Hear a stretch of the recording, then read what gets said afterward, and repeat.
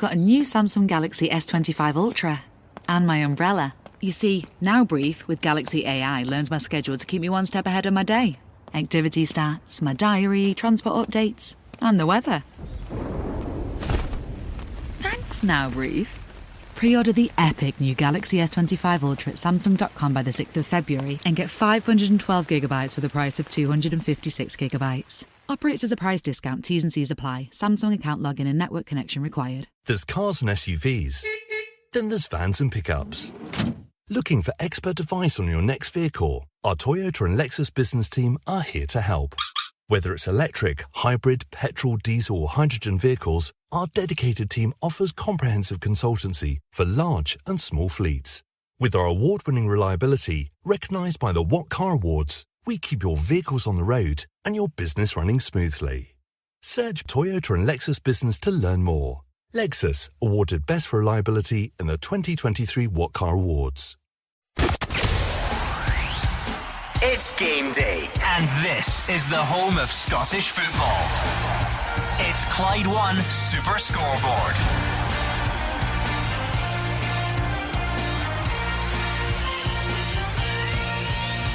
Good afternoon and welcome to Clyde 1 Super Scoreboard. 2 3 o'clock kickoffs in store today, with Celtic travelling to face managerless Motherwell, easy for me to say, and Rangers hosting Ross County. That's after a busy day of Premiership action yesterday, and tomorrow's transfer deadline getting ever closer. I'm Andrew Maclean. Joining me in the studio today is Gordon Dalziel, Mark Wilson and Hugh Keevins. You would need a vivid imagination to tip anyone other than Celtic to win the league title. 10 points ahead of Rangers. They've also got a goal difference that's better by 25, and they've got a game in hand into the bargain. And today they're playing, as you said, Andrew, a team with no manager and minus their best player, Lennon Miller. But have you seen this league? It's mad, but surely not mad enough for Brendan Rodgers' Celtic to lose anything to Motherwell at Fir Park, or for Ross County to get anything other than a staggy scalping at Ibrox. That's the theory. Now let's test the reality. Hugh's right. The odds stacked heavily in favour of Celtic and Rangers this afternoon, but things often don't go to plan in these occasions, so Celtic have to be concentrated to get the job done. They've got the sideshow Jota in reserve on the bench, and I'm sure the Celtic fans will want to see him, but I'm sure Brendan Rodgers will only want to use him in a comfortable position rather than salvage something from the game, so they need to be guarded. And for Rangers, it looks like the easier fixture against Ross County at home. They're on a bit of a high just now, Rangers.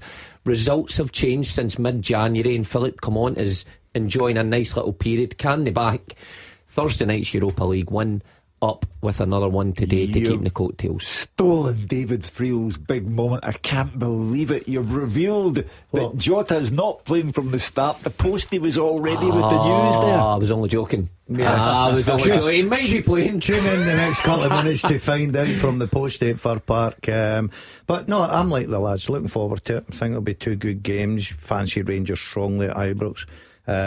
You've got their game going now, and then obviously all eyes will be in whether Jota gets a bit of game time. Will it be off the bench or will it be from the start? I don't really know. I don't want to waste it. But I'm looking forward to the games. I think it'll be good games, and Motherwell going there. Sometimes when the manager leaves, it tends to free up the players. They're under no pressure. Celtic are big favourites. Can they make a real game of it?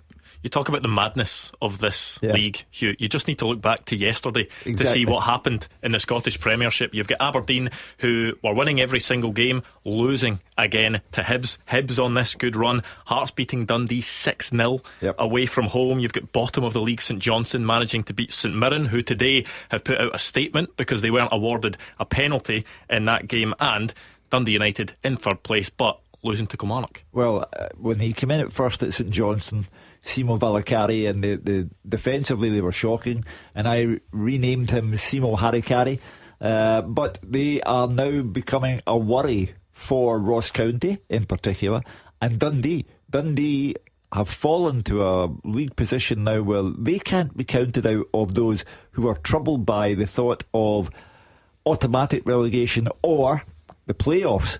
So that's the state of the league. St Mirren all of a sudden I've got one win in the last 6 games and 5 defeats. So you never know the minute. But as I say, You need a vivid imagination to tip Rangers to lose anything today, or Celtic at Fir Park. But we only have to go back a couple of weeks ago where Celtic went to Dens Park against Dundee, who lost 6 and drew 3-3. So Brendan Rodgers will be well aware, travelling on the road, it doesn't guarantee you 3 points. You have got to be at your best to get anything, and he'll make his players aware of that this afternoon. Yes, it's not often we get Celtic and Rangers playing at the same time, so put your feet up and listen in for the next 4 hours. We will bring you all the action, and of course at 5 o'clock, as usual, you can get yourself involved on the phones. Maybe you want to talk about today's action, maybe it's yesterday's action, maybe it's the transfer window, because the transfer deadline is tomorrow night, so there is plenty happening. But before all that, we will go around the grounds. Let's go to Fir Park first of all. I think the big news has already been spoiled. David Frail, but you can set the scene for us.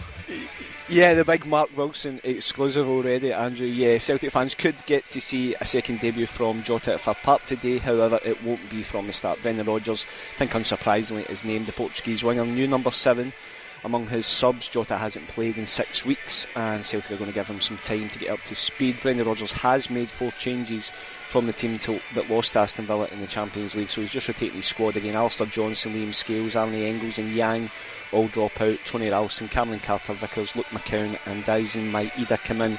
Just running through the Celtic team quickly for you just now. Kasper Schmeichel, Tony Ralston, Cameron Carter-Vickers, Austin Trusty and Greg Taylor. Midfield 3 of Luke McCown, Callum McGregor and Rio Hatate, and Nicholas Kuhn, Adam Ida and Dyson Maeda as the front 3.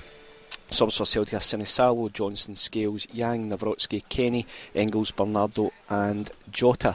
She was saying Celtic start the day 10 points ahead of Rangers with a game in hand. I think this is a big one for Adam Ida after his 2 goals at Villa Park in midweek. A day of the transfer window to go. Celtic are still searching for a new striker to replace Kyogo. It looks like a loan now. We don't know who yet.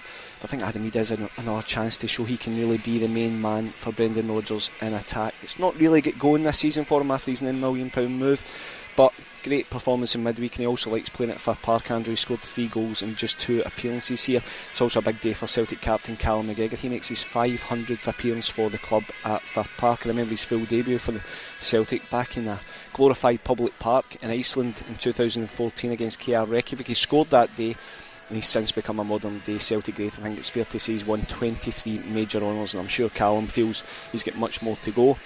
It's a daunting task for Motherwell at the end of a really bad week for the club. They dropped down to 6th place yesterday in the take on Celtic without a manager, as the guys were talking about. Stuart Kettlewell's decision to walk away this week, I think due to personal abuse from a section of his own support, was a major shock for everyone, not just the Motherwell fans. Stevie Frail, he's the interim boss, a former Celtic coach, and he's the task of picking up a really disappointed group of players after the loss of the manager. Sometimes players just go through the party line, but you can see from speaking to Andy Halliday and Stephen O'Donnell, they are really gutted to lose Stuart Kettlewell. Motherwell haven't beaten Celtic at Fir Park since 2013. And as everyone knows, they're missing so many players, guys like Arsenal, Oxborough, Paul McGinn, Lennon Miller, Apostolos Stamatolopoulos. They're all out again today. They have added a couple of young loan players over the last 24 hours. Will Dixon comes in from Man City, and Luke Plange arrives from Crystal Palace. Both are on the bench today. Stevie Fraley's basically as it is. He's only made 2 changes from the team that lost to St Johnstone last weekend. Harry Payton and Tony Watt drop out, with Dom Thompson and Luke Armstrong in for his first start. He's on loan from Carlisle United. He'll play up front. So the Motherwell team is going to be Ellery Balcom, Stephen O'Donnell, Liam Gordon and Shane Blaney.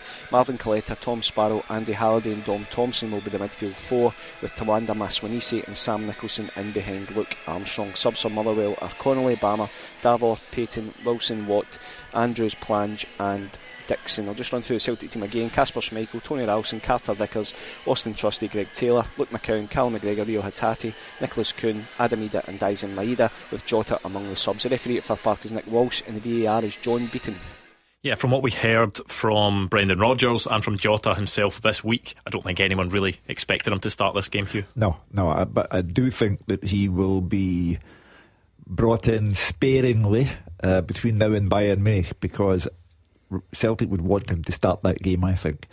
So he'll get some game time today, even more game time against Dundee on Wednesday. I suspect his first start will be against Wraith Rovers in the Cup next weekend, and then it's the big picture. Vincent Kompany, Harry Kane, Bayern Munich, 4-3 win for them last night. Harry Kane, another couple of goals, 50 goals and 54 appearances for I think it's the other way around actually. 54 goals in 50 appearances for Bayern Munich. So that's the scale of the task confronting Celtic. But Jota will build up gradually to taking part in that game, I suspect, from the start. You can imagine there will be an air of excitement from that away end at Fir Park when they see Jota warming up, and then you'd expect at some point getting stripped and ready to come on. You certainly would, and you can understand the excitement. Jota coming back, I think he was one that entertained the Celtic fans, as well as having that end product that you so often don't see, that often don't match up. But that's what adds up to £25 million in departing the club. So when you get him back at such a snap, of course the Celtic fans were all on board with that. It will take a wee bit of time, I think, to get him up to his match fit best. But how much will we see him today depends on how the game goes. I mean, there's been occasions we've watched this fixture and it's not went Celtic's way, and you think last season where Brendan Rodgers makes that change at half time, withdraws Kyogo, puts on Ida, and he changes the game. If it's going similarly today, Brendan Rodgers, I don't think, would hesitate to use someone like Jota to unlock the door. So we'll see how things go. But McCowan back in the side did well the last time the teams met in October, scores the first goal on that occasion. So I think that's a wise choice to rotate the midfield as well. 500 appearances for Celtic for Callum McGregor today in the starting lineup. It's some achievement. James Forrest got that recently, didn't he? And now Callum McGregor, for two players as well that came through at a similar time to both have that achievement's quite something. That's simply what you call a real Celtic player, not a kiddie one.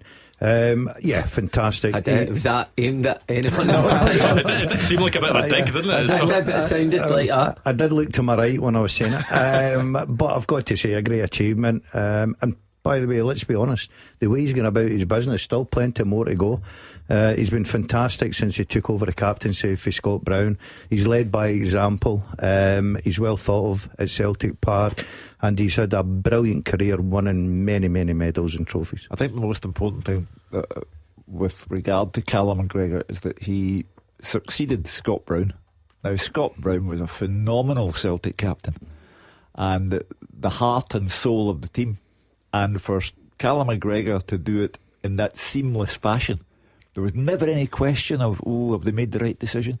He just slotted in after Scott Brown and is every bit the achiever and the inspiration that Scott Brown was. So congratulations to Callum McGregor today. How much do Motherwell need a performance today, given everything that's happened at the club this week? Stuart Kettlewell quitting because of abuse that he received from a section of the Motherwell support. Since then, I think there's been some things said by staff and players at Motherwell that maybe haven't helped the situation. Certainly the supporters feel that way. There's maybe a slight bit of division between some sections of the Motherwell support and the Motherwell team and the Motherwell staff. How badly do they need a performance today? Well, they do. I think the players will feel like they owe the departing manager Kettlewell a performance and a result, because it's all led to that. It's obviously, football's a collective game between the management, the staff around the club, and the players ultimately carry that out on the pitch and get the results, good or for bad. Obviously in recent weeks it's been bad, so the manager then departs, so they'll feel an element of guilt. I've been in that dressing room before. Managers get sacked. My first period at Dundee United, it seemed to happen quite regularly, and you do feel an element of guilt over that and want to put things right. It's been an odd time for Motherwell. I think it's a club that's very well run. It always looks to be in a good place, but in this past couple of weeks there is a divide between the fans, the players, and obviously Stuart Kettlewell, and we're not quite sure what went on there. But it seems a very well supported club. Always good things, we're always speaking highly of them, and it's just an odd situation. So I think the players on the pitch, the fans and the staff at Remain will want to bring that together as soon as possible. I know they were making big things about the manager here and everything that happened during the week, but if you look at that league table, they're not that far. The Ross County are sitting in 26. They're 5 points between Ross County in 11th and Motherwell in the top 6. So as much as, yes, you can talk about what happened with the manager and everything that went with it, it's important to start getting results. Their last couple of results have been really poor. They're not in a good run at all. They're up against a real difficult challenge this afternoon. Of that there's no doubt. So on the pitch, they need to start turning results around. I think with regard to Stuart Kettlewell and what happened, a spontaneous expression of delight or disgust is perfectly alright from fans. But I think, to use the modern day word, there are outliers. Philippe Clement was accosted in the street at the start of the season after he'd lost to Celtic outside Ibrox, and now he's in the last 16 of a European competition. You had Callum Brown at Falkirk asking for a transfer because he got a death threat. You've got Sam Stanton at Wraith Rovers, who said he had to get out the club immediately because his family couldn't take any more of the aggravated behaviour of perhaps a lone wolf. The Motherwell fans have been tarred with the same brush, and that's not fair at all. There have been outliers who have embarrassed the club and embarrassed themselves by their treatment of Stuart Kettlewell. And by virtue of what happened to the manager, his family have become more and more distressed. But it would be wrong to say that the Motherwell support are against Stuart Kettlewell. There were extreme elements who did what they did. Well, that's Motherwell against Celtic. What about at Ibrox? Rangers against Ross County. Roger Hannah. And I'll just go straight to the team news, Andrew, before any of the boys in the studio blurt it out. Philippe Clement has made 3 changes from the side that beat Union Saint-Gilloise 2-1 in the Europa League here on Thursday night. It's a new central defensive pairing. John Souttar and Clinton Nsiala will start together for the first time, and Yanis Hadji, ineligible for Europe of course, is back in. Out go Robin Proper and Nedim Bajrami to the bench, and Leon King, who got a really nasty head knock just at the start of the game against the Belgians. He's not involved at all. So it's Jack Butland in goal. Then the captain, James Tavernier. David mentioned Callum McGregor, game 500 for Celtic. It's game 495 for Rangers for the skipper Tavernier, who's back at right back this afternoon. John Souttar in his first league involvement since a win over Ross County and Dingwall on December 8, and Clinton Nsiala, and then Jeffrey at left back. Midfield, Nico Raskan and Mohamed Diomande, who's free to play after winning his appeal against that red card at Tannadice last Sunday. Then Vladislav Cherny, Yanis Hadji, and the Premiership Player of the Month, Hamza Igaman, all behind Cyril Dessers, who's got 6 goals in his last 5 games, and me yet proved as right as the top scorer this season. On the bench, Kelly, Proper and Lawrence, Fernandez, Rice and Nsio, McCausland, Bajrami, and young Finlay Curtis, who of course signed a new deal during the week. It's a huge spell coming up for Clermont in February after a much brighter month in January. Rangers will play one of Bodo Glimt, Fenerbahce, Anderlecht or Twente Enschede in the Europa League last 16. They'll definitely play Queen's Park here in 7 days' time in the 5th round of the Scottish Cup, but they do start today, Andrew, 10 points behind Celtic in the league, and they cannot really countenance any more drop points. They will be looking to beat County, a 3rd venue this season. It was 6-0 at Hampden in August, 3-0 in Dingwall in December. And Don Cowie, he actually took charge for the first time of County for a 3-1 defeat here in February last year, and then celebrated a 3-2 win in the Highlands in April, which of course is County's first and only win against Rangers. As the boys were saying, yesterday's result leaves them 11th or 5 points clear of St Johnstone, but they are still in touch with the pack. A point would take them level with Dundee, and a win would lift them back over Kilmarnock into 9th place. They've never won here at Ibrox in his 8 years this week since it even took a point. Don Cowie makes 3 changes from the side that drew 1-1 with Hibernian last weekend. Out go James Brown, Zach Ashworth and Jordan White. They are all on the bench. In come Casper Lapata, Noan Kenner, who was ineligible to play parent club Hibs last weekend, and Kieran Phillips. So it's Jordan Amisa in goal. The back 3, Akil Wright, Jonathan Tompkinson and Casper Lapata. Across the middle, Connor Randall, Noan Kenner, Josh Nisbet and Eli Campbell, with Noah Chilvers just behind Kieran Phillips and George Robson. On the bench, Laidlaw, Harman and Smith, Brown, McLeod and Allardyce, Ashworth, White and Hale. The referee is Stephen McLean, and the VAR is Andrew Dallas. Yeah, more conventional looking back four for Rangers today, but in general the supporters and the team will be feeling probably as good as they have done about themselves so far this season, you think? Without doubt. Last 16 in the Europa League is a tremendous achievement on the part of the players and Philippe Clement. Bizarrely, Ross County have won their last 3 away games. I mean, one of them was Aberdeen. Everybody beats Aberdeen. But that's a terrific record for Don Cowie to hold on to.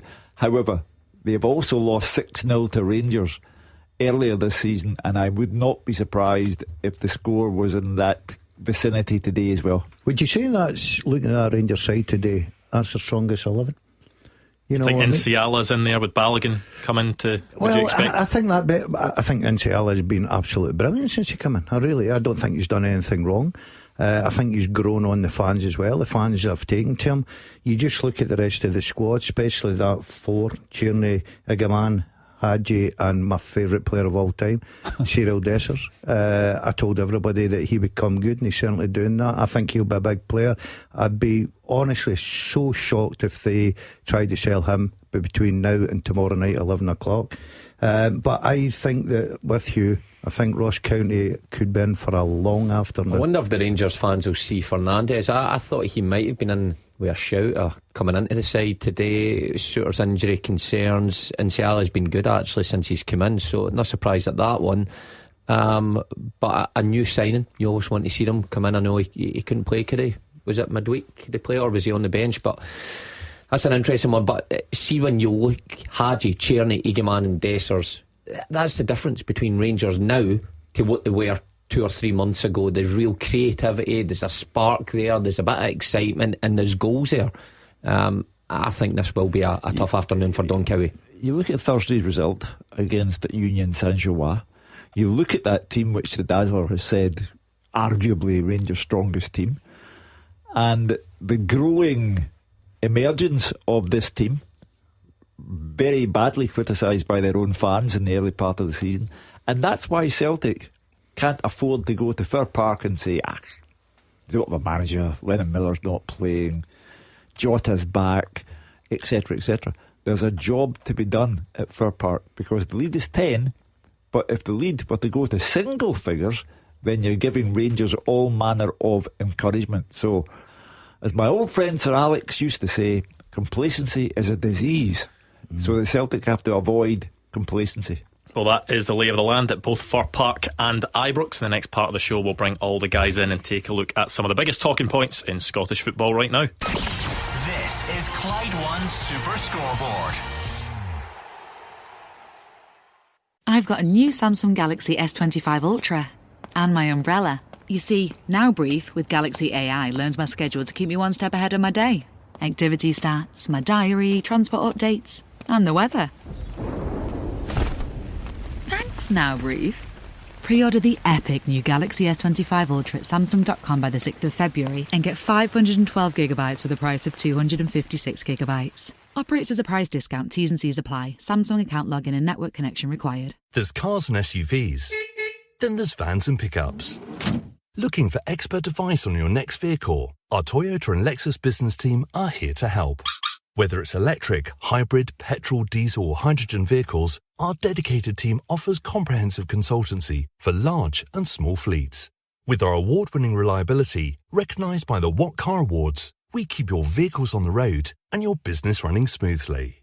Search Toyota and Lexus Business to learn more. Lexus, awarded Best for Reliability in the 2023 What Car Awards. Football, it has its ups and downs. There's the players who kiss the badge and kiss the club goodbye, right after you've splashed out £100 to get their name on your kit. And the A-list striker who always sticks it in row Z. The good news is the Ladbrokes ACCA gives you auto insurance, free bets back and big odds boosts. So whatever else lets you down, it won't be your ACCA. It's a gaffer of an ACCA. From Ladbrokes. 18 plus, online and mobile. Minimum odds apply. Maximum 1 to 3 £10 free bets per customer per day. Up to £50 at boosted odds. Restrictions and T&Cs apply. BeGambleAware.org. Take time to think. The fastest goals. The expert opinions. This is Clyde One Super Scoreboard. Gordon Dalziel, Mark Wilson and Hugh Keevins here with me, Andrew Maclean, on today's Clyde One Super Scoreboard. Two big games in the Scottish Premiership. Motherwell against Celtic at Fir Park, Rangers against Ross County at Ibrox. We'll go back there shortly when we'll bring in the guys for a bit of discussion about some of the biggest talking points in Scottish football this week, or certainly in the lead up to tomorrow night, which is the transfer deadline. There is constant developments when it's getting closer and closer to the deadline. There was a lot of talk about Celtic and strikers with Kyogo leaving. There was talk about them bringing in Matthias Kvistgaarden. That's not happening. Kelechi Iheanacho was the name that came up yesterday and then was quite quickly dismissed yesterday. David Friel, what do you think of the state of play as with Celtic at the moment ahead of tomorrow night's deadline?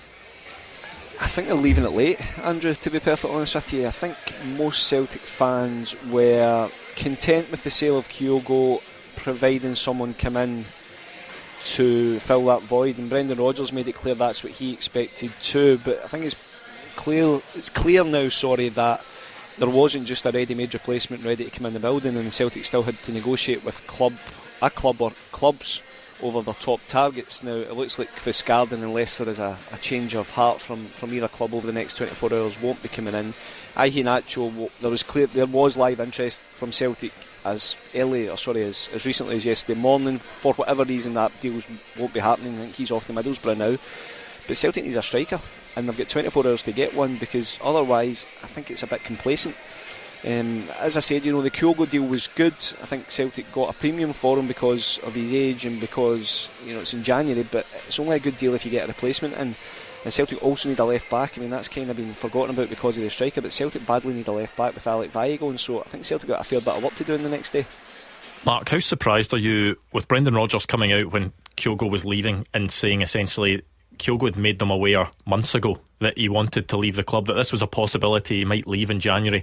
How surprised are you that with 2 days to go of the window that Celtic don't have another striker? Seemingly it looks as if they don't have another striker lined up and are maybe now scrambling to try and get someone through the door. Certainly is surprising. You can see why then Kenny's been brought back. He's not going to fill the void, but obviously just in case the worst happens, he's thereabouts around the squad. Cummins we've seen on the bench, but it looks like he's not going to be about Celtic for long. But they definitely need someone. A club of size of Celtic, with a recruitment department, with the contacts that they have, you expect business to be well underway before you let someone like Kyogo go. I mean, Kyogo's kind of turned into an iconic figure for Celtic. The big goals he scored in big games, but his overall contribution to the team, the style, the way he played. Brendan Rodgers said that was almost perfect for the way he wants to play. Now he's got Ida. That isn't anything like Kyogo. Ida will score you goals, but it's nothing like Kyogo. So who's a perfect replacement for Kyogo?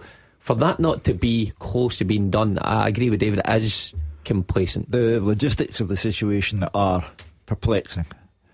You have the manager, by his own admission, telling you that Kyogo told him months ago that he wanted to leave.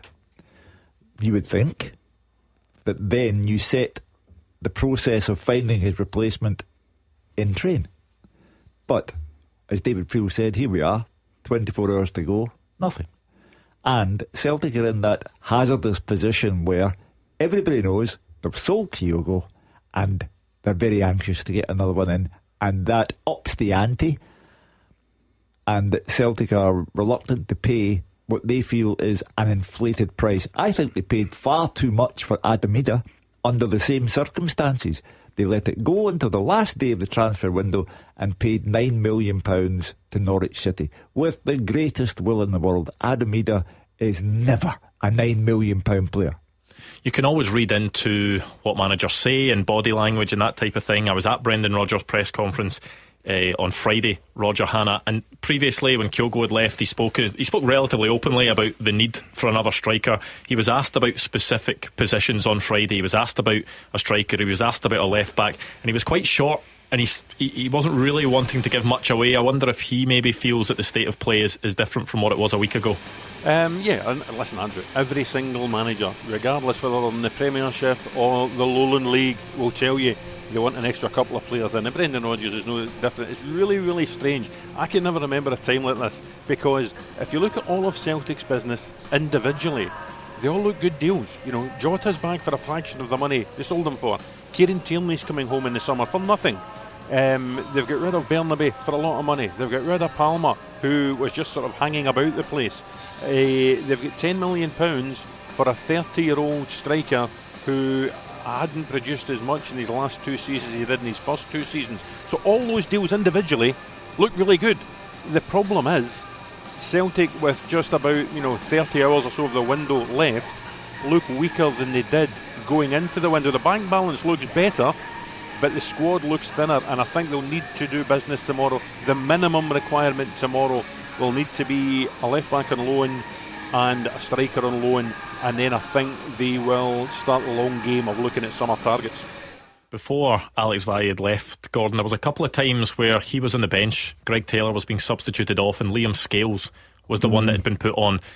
Do you think Brendan Rodgers was doing that with a view to potentially having him as a backup option for the rest of the season, or does Celtic still need to bring someone in that area? It is an option. Scales can certainly go and play there. He doesn't give you what obviously Taylor gives you. I'm with Roger. you look at Celtic's transfer policies. Now, I agree with you. I thought the Ida situation dragged on, but eventually get put over a line. 9 million. You can argue whether you think that's value for money or not. I would be amazed by 11 o'clock tomorrow night that Celtic don't have those two players in the building, and it probably will be loans, which I think is a good idea to the end of the season. Gives them a great chance to have a look at them. Yes, it can backfire, and you like Ida, who come in, done brilliant, scored important goals, and all of a sudden his price tag went up. Or it works the other way, you go out and spend a lot of money in January, and then by the time you get to summer, you're thinking that was a rush signing, probably a waste of money. But I would be amazed Celtic don't have two new additions tomorrow. Would you expect them to get two in before the deadline?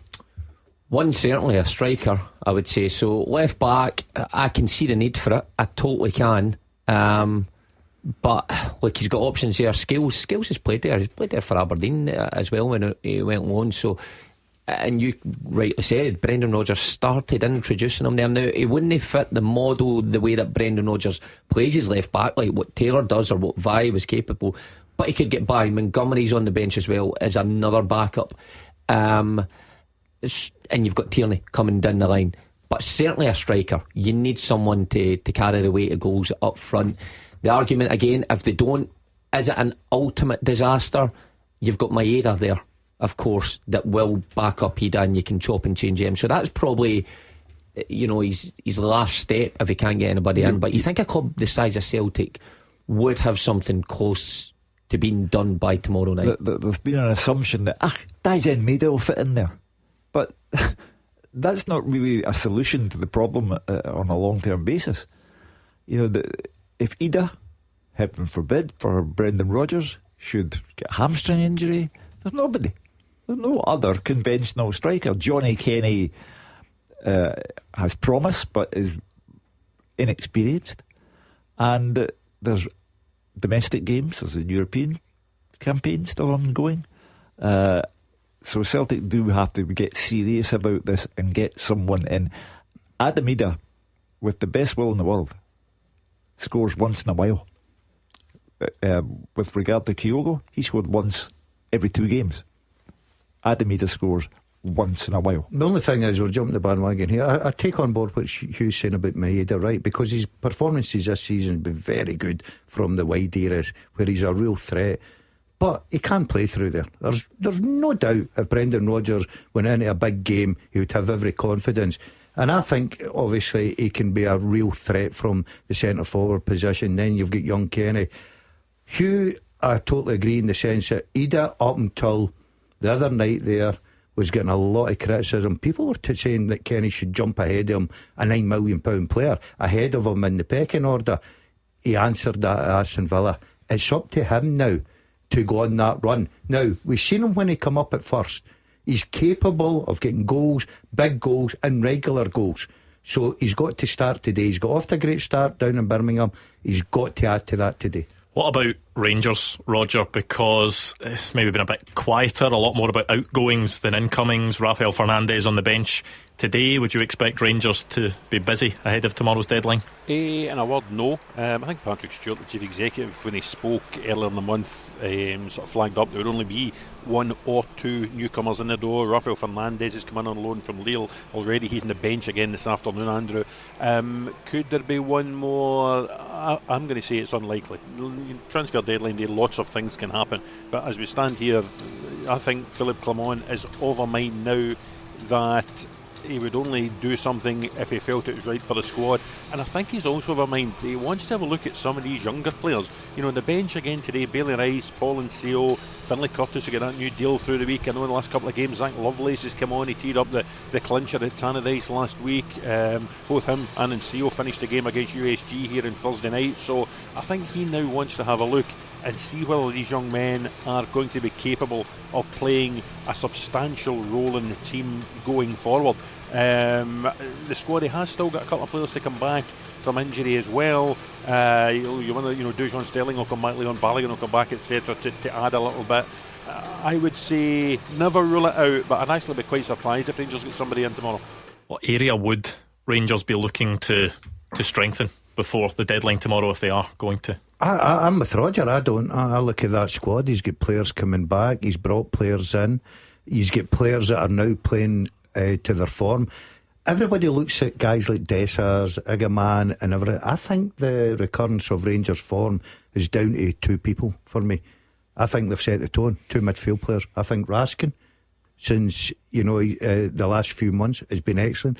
Diamande is starting to show what he's all about and getting goals as well, and they two in the middle of the park give the licence for the other ones to go and play. Obviously Hadji coming in there, bit of creativity helps as well. Desser's coming off the bench now, he's getting a regular start. Igaman, Tierney looks a real deal. I just think they need to get it right at the back. Now you can say, we need to bring in our defender, but they've got a lot of defenders and they've brought defenders in, so I don't think Rangers will be in any rush.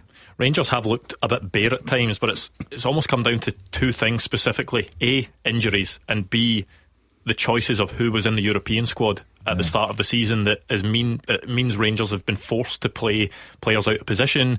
Would you expect that with that now being able to be resolved with the European window, with Philippe Clement will be hoping that players will come back from injury, that the squad will look more like the type of squad that he'll be wanting? Without doubt, but they've got that wonderful thing about them now, momentum.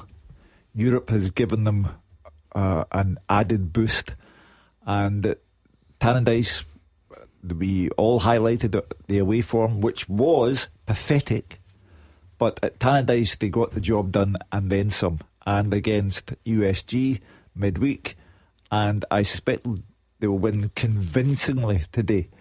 So they have momentum, players coming back, youngsters beginning to emerge and make a case for themselves. I think everything at the moment is going Philippe Clement's way. Well, maybe you've got some thoughts on the transfer deadline. You can tweet us at Clyde SSB. Of course, we'll have the open line from 5 o'clock and we'll be on air from 6 until 8 tomorrow, keeping across things on deadline day. But we have two big games today: Motherwell against Celtic, Rangers against Ross County. We'll go back to both grounds next. Clyde One Super Scoreboard. Scottish football's league leader. This is Clyde One Super Scoreboard. Gordon Dalziel, Mark Wilson and Hugh Keevins here with me, Andrew Maclean, on today's Clyde One Super Scoreboard. 15 minutes to go until the two Premiership kickoffs. We've got Motherwell against Celtic at Fir Park, Rangers against Ross County at Ibrox. Let's start by hearing from some of the managers, starting with Motherwell interim boss Stevie Frail. I don't know what drives people to get to that level, so that's a question you need to ask them. But as I say, we're hopeful just to get everybody back on side this weekend. It shouldn't be accepted in any walk of society, but we need to try and get this connectivity back with not just the good fans, everyone, to try and connect the club and make sure that we're ready going forward for this game on Sunday and for the rest of the season. I'm sad that it got to the point for Stuart that he felt that, and especially at a club like Motherwell. Motherwell as a club, in my time up here, it looks like a really good club, great people there, community club, fantastic pitch, always difficult games, good players. So he must have felt really strongly about it to leave, which I'm disappointed for him as a young manager that's gone in and done well in there, sitting fifth in the league, always competitive, got to a national semi-final of a cup competition, progressing them well, making them competitive. And I know when I spoke to him after games, I've spoken to him on the phone, he's always a very curious guy who wants the best for his club and for his team. So to lose someone like that is disappointing.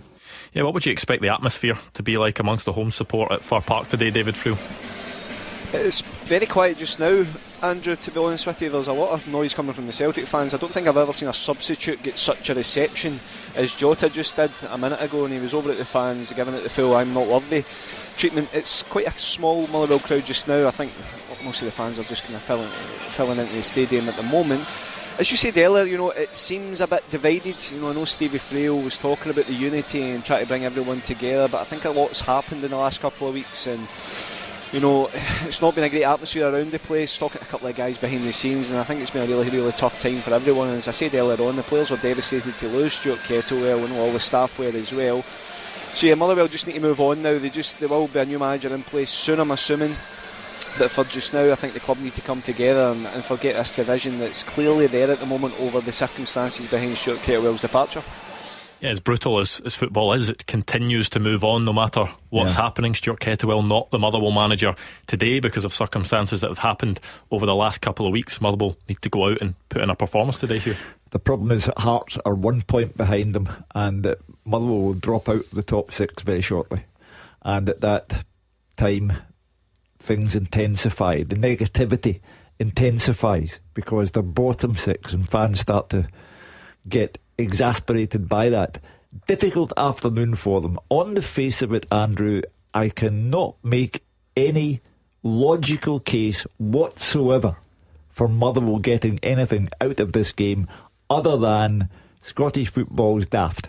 But in the bigger picture for Motherwell, it's an attractive job.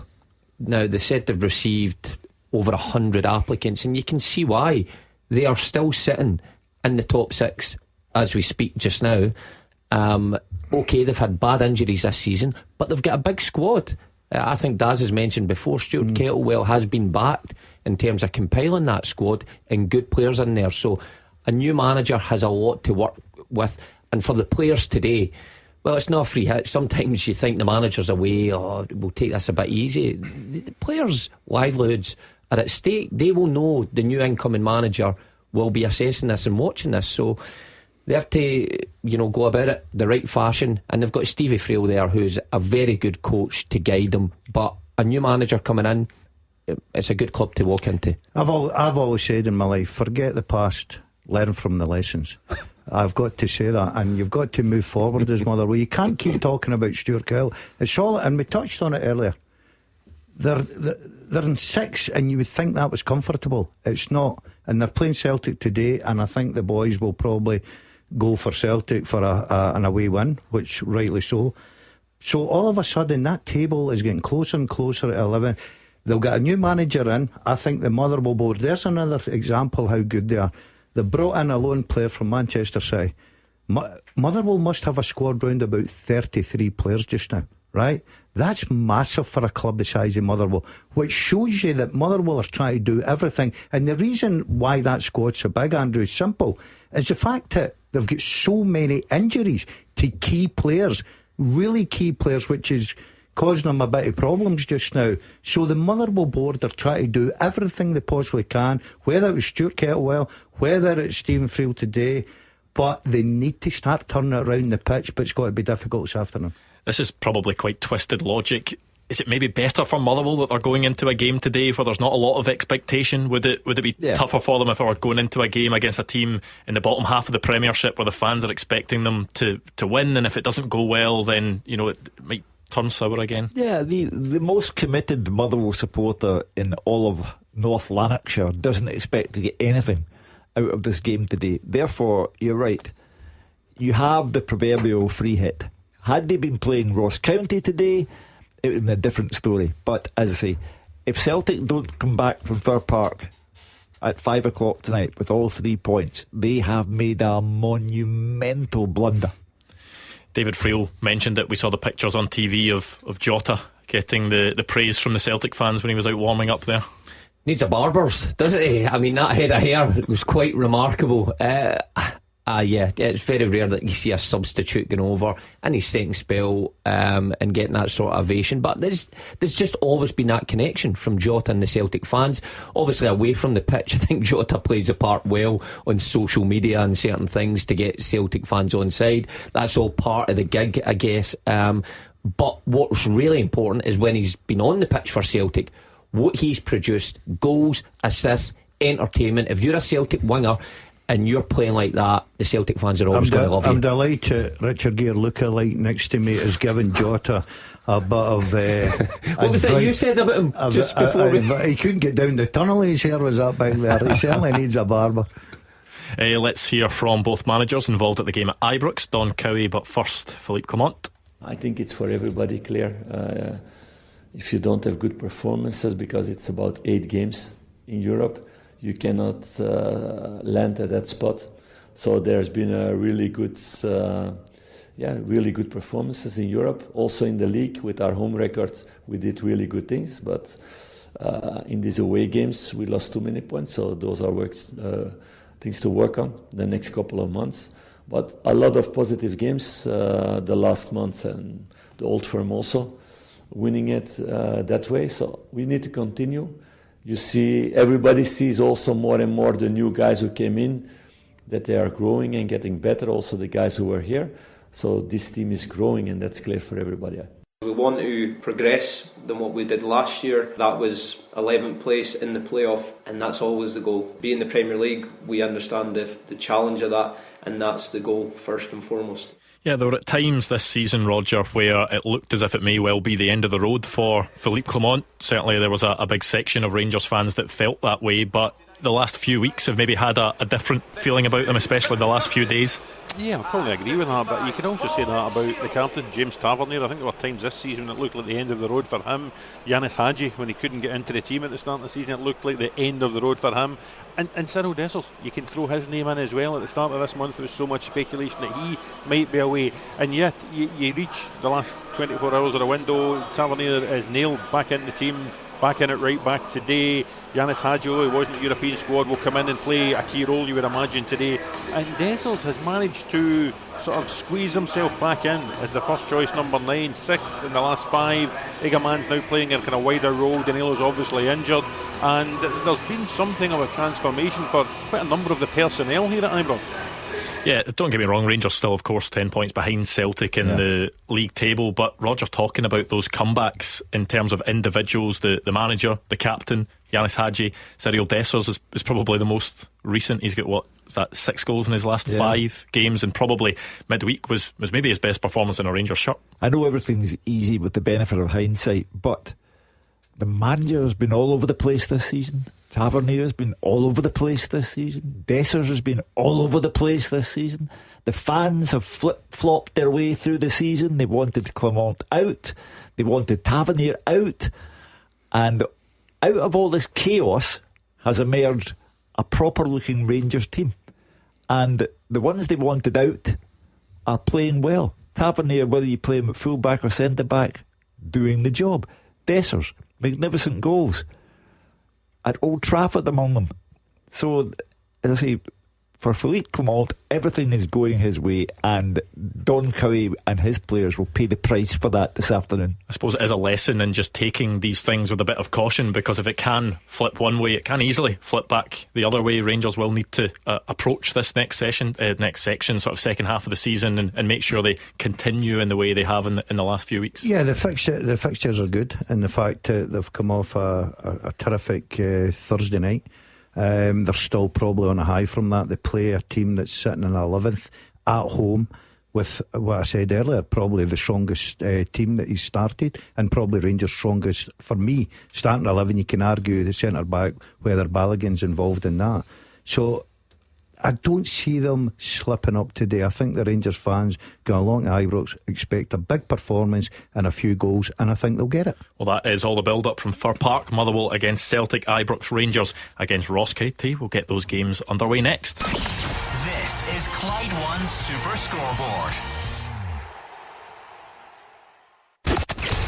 Action as it happens, and your reaction from 5 on the open line. This is Clyde One Super Scoreboard. Gordon Dalziel, Mark Wilson and Hugh Keevins here with me, Andrew Maclean, as we look to get these 3 o'clock kickoffs underway. Motherwell take on Celtic at Fir Park. It's Rangers Ross County at Ibrox. Let's get some predictions from you 3.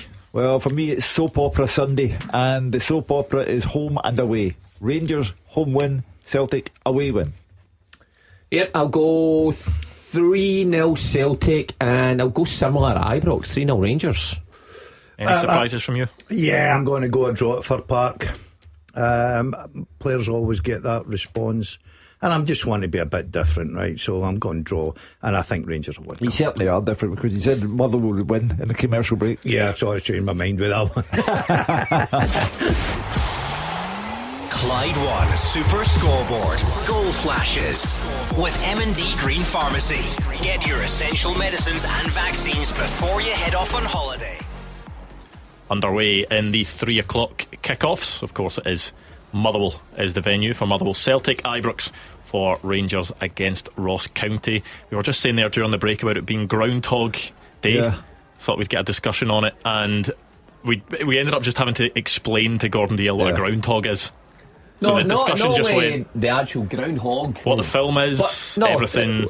He's never heard of the term. This is like Groundhog Day, which is there's Groundhog Day. We've got one of these already at Fir Park. With M&D Green Pharmacy. Yes, it is a goal for Celtic in the opening minute of the game. What a start. And Daisen Maeda is the man on the score sheet. Collector's item that, because you don't usually see a cross from the right hand side. It's a brilliant cross from the right hand side from Anthony Ralston, and it's Maeda who bullets a header in. He gets in between, is it Clyde and Adorno, and what a header. What a start. I've got to say, right, interim manager's in there, he's worked on it, talking about Celtic coming to Fir Park, be tight, get in their faces, make it difficult. You get two guys at 6 foot plus at the back post there. Ralston ball is brilliant, and Maeda's header, take a bow, because you're not getting near that. The keeper ain't getting anywhere near that. He's not known for his heading power, but what a start from Celtic. The way they zipped the ball about even before it got to Anthony Ralston and the cross, they look to be really in the mood, Celtic, which is very bad news for Stevie Frail and Motherwell. You're spot on there with the defending. It's a brilliant ball for Ralston, and Maeda does what every wide player's told to do when it's coming in from the opposite side. Get yourself inside the back post. But if you're playing with a back five and your right centre back, like Dazzy says, Stephen O'Donnell, 6 foot plus, and Colette as your right wing back is not far off that, you can't let Maeda just walk in between you. He guides it well. It's a very well guided header. I don't think there's much power on it, but just places it where the goalkeeper can't get it. A great start for Celtic. That is an absolute nightmare for Motherwell and for Stevie Frail. Given everything that's happened in the last couple of weeks, conceding within a minute is not going to go down well at Fir Park. Well, your confidence is frail to begin with, and it's become substantially more so now. As say, Celtic look as if they've come here to enjoy themselves, and that they're moving the ball about precisely, all looking to get involved. And you just wonder, a second goal very early on and Motherwell could be banging trouble. He's went a little bit brave, the interim manager. He's put two up top. You don't see a lot of teams doing that against Celtic, but Celtic have started very comfortably indeed. Obviously that added bonus of getting the goal, and they can just take their time, pop the ball about and move players about. You're right, Hugh, if Celtic had to score another one in the next 5-10 minutes, this could be a long afternoon and afternoon as well. And I'd like to take back my prediction if I could, please. Pretty quiet in the opening couple of minutes at Ibrox. Good start for Celtic, of course, 1-0 up against Motherwell at Fir Park. I think exactly as a left winger, when you see Jota come in, Celtic signing him, the fans are excited by it. Daisen Maeda scoring within a minute of Jota's return, he'll be quite happy with that, I think. Oh well, all the attention was focused on another Japanese player, Kyogo, and it's Maeda, who has been a sensational signing for Celtic since Ange Postecoglou brought him in. He's the one that takes the attention now. Got to say that I think a lot of the attention as well this season has went on Nicholas Kuhn, has been the standout and the player of the year.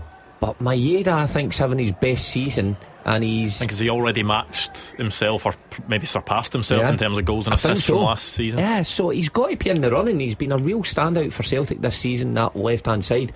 And you just wonder, you take him out of there and play him through the middle, does it take anything away from his game? Can we say that was a centre forward's header?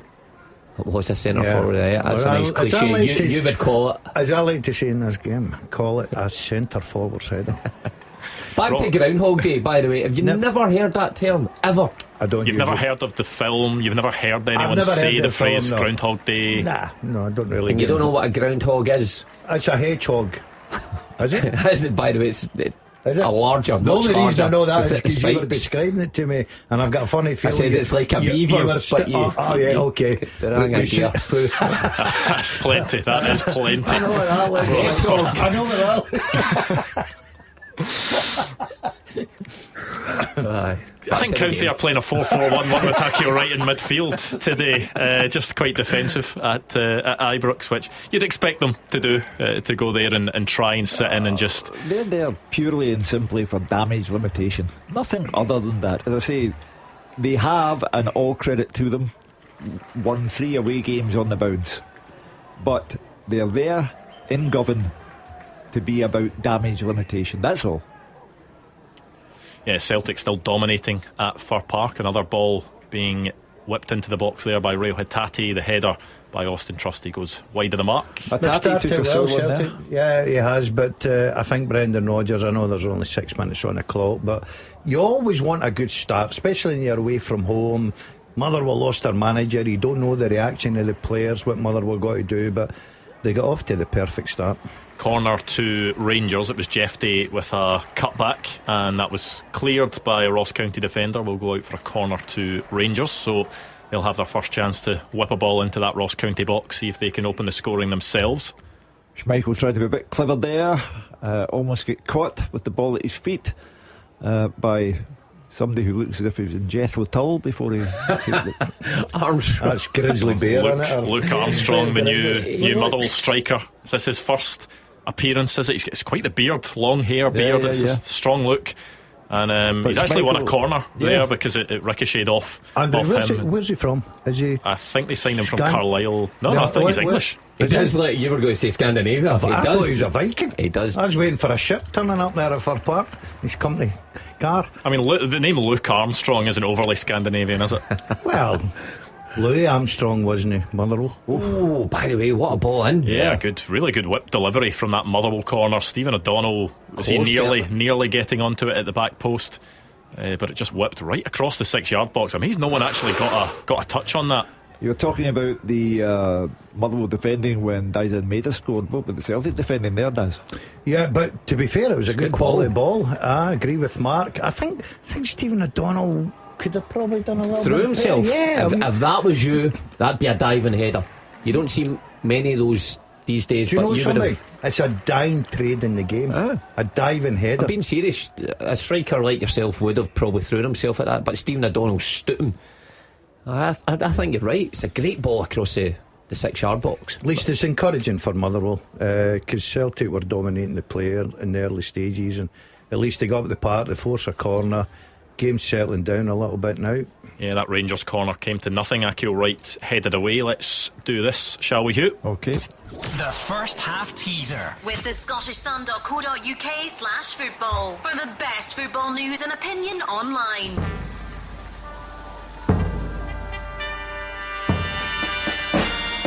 Now, bearing in mind who's playing each other today, can you name the last 8 players who have made a competitive appearance for Celtic or Rangers and Motherwell or Ross County? The last 8 to have made a competitive appearance for Celtic or Rangers and Motherwell or Ross County. Yes, at Clyde SSB to see that written down, but just to try and clear it up a wee bit, it's always quite confusing, isn't it, when it's maybe a bit of a long-winded question. So for example, the last 8 to play for either Celtic and Motherwell, Rangers and Motherwell, Celtic and Ross County, or Rangers and Ross County. There's already a booking at Ibrox. Conor Randall has been booked for pulling back Jeffy by the shirt. Not always great to get a booking that early in the game. The opening 8 minutes, the captain for Ross County into the book.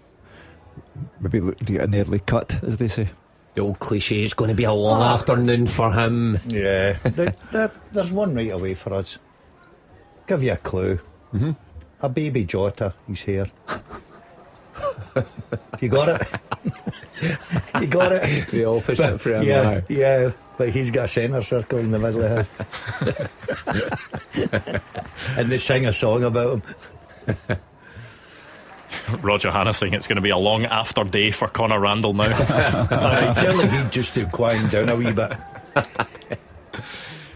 Yeah, it was a deep free kick Rangers had after Conor Randall was booked for fouling Jeffy, but didn't come to anything. We're approaching probably the 10-minute mark in both games so far. Goalless at Ibrox and already a lead for Celtic. Inside a minute, Dyson Maida's header at Fir Park means Celtic are 1-0 up. I think the fear when you come out of games like Wednesday night, such high energy, if you can sustain that on a Sunday. But the 4 changes certainly make a difference, and particularly in the wider areas, in the forward areas. Maeda, he doesn't need much rest at the best of times, but not playing on Wednesday night, he certainly looked sharp early in this game. Well, took him 50 seconds to get inside his man's score, but on the ball he's looking quite sharp. Pity for Celtic is he can't play against Bayern because he's suspended, but he's out to enjoy himself today. The only action that Kasper Schmeichel has seen is to deal badly with a pass back, which gave Motherwell their corner, but it's 99% Celtic going forward. Quite a few new faces in that Motherwell squad. They've signed quite a lot of players in this window. They already had quite a lot of players, so it's interesting, I suppose, for supporters to see exactly what they're getting. A couple of new forwards signed from Crystal Palace and Manchester City young lad coming up. That's why I said that you've got to give all credit to everyone concerned, the Motherwell board and Brian Caldwell, chief exec, because they've certainly backed who's ever been in the dugout. The amount of players have got. How many did you say? 30. Right, here's a mundane point, or I'm curious about. No. Did they still change at the stadium for training? Yeah. Where did they all get changed? Because you've not got 30 places in the first team dressing room, and you've obviously got the young team as well. Well, I've seen some coat hangers in the car park last week when I was passing back on a rail. No, and then they all have to travel up to Dale Park to get a 52-seater. Oh, yeah. 4 buses. Sell the minibuses. We need a coach. But it's testament to what Motherwell are all about. They've supported their manager, and I know all that's gone by with Stuart Kettlewell. I just think they need to get their next appointment, need to get it right, get the right person in, and it's a real good club to take forward. It's 33 players not unworkable, unmanageable. But the reason they've got 33 players in with choice is the fact that they've got so many injuries to key players. Now, instead of cutting the squad down with the injuries, would leave Motherwell very short in strength and depth. They decided to just go with the big squad and hope the injuries come back. If you look at just the forwards that are on Motherwell's books at the moment as they get their way into the Celtic box, but the ball is cleared, they've got Luke Armstrong, Moses Abiye, Tawanda Maswanise, Luke Plange, who's just come in, Zach Robinson, Apostolos Stamatolopoulos, Jair Tavares, Jack Vale, Tony Watt, and I don't think that also counts the Will Dixon as well, who they've just signed from Manchester City. Many's that? 11, I think. That's ridiculous. Just forwards. That's ridiculous. I get there's injury problems, but that is a bit overkill. Now I can only imagine that some of these are short-term contracts, obviously loans, and there'll be a lot up for contract renewal in the summer because they're extended deals. You've got a big problem in the summer.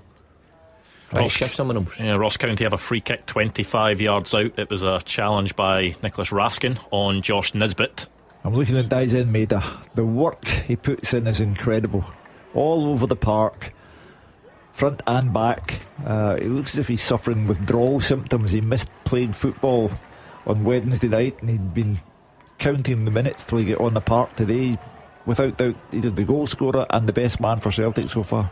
Noah Chilvers standing over this free kick for Ross County, sort of right side of the box where he could go for an in-swinging delivery.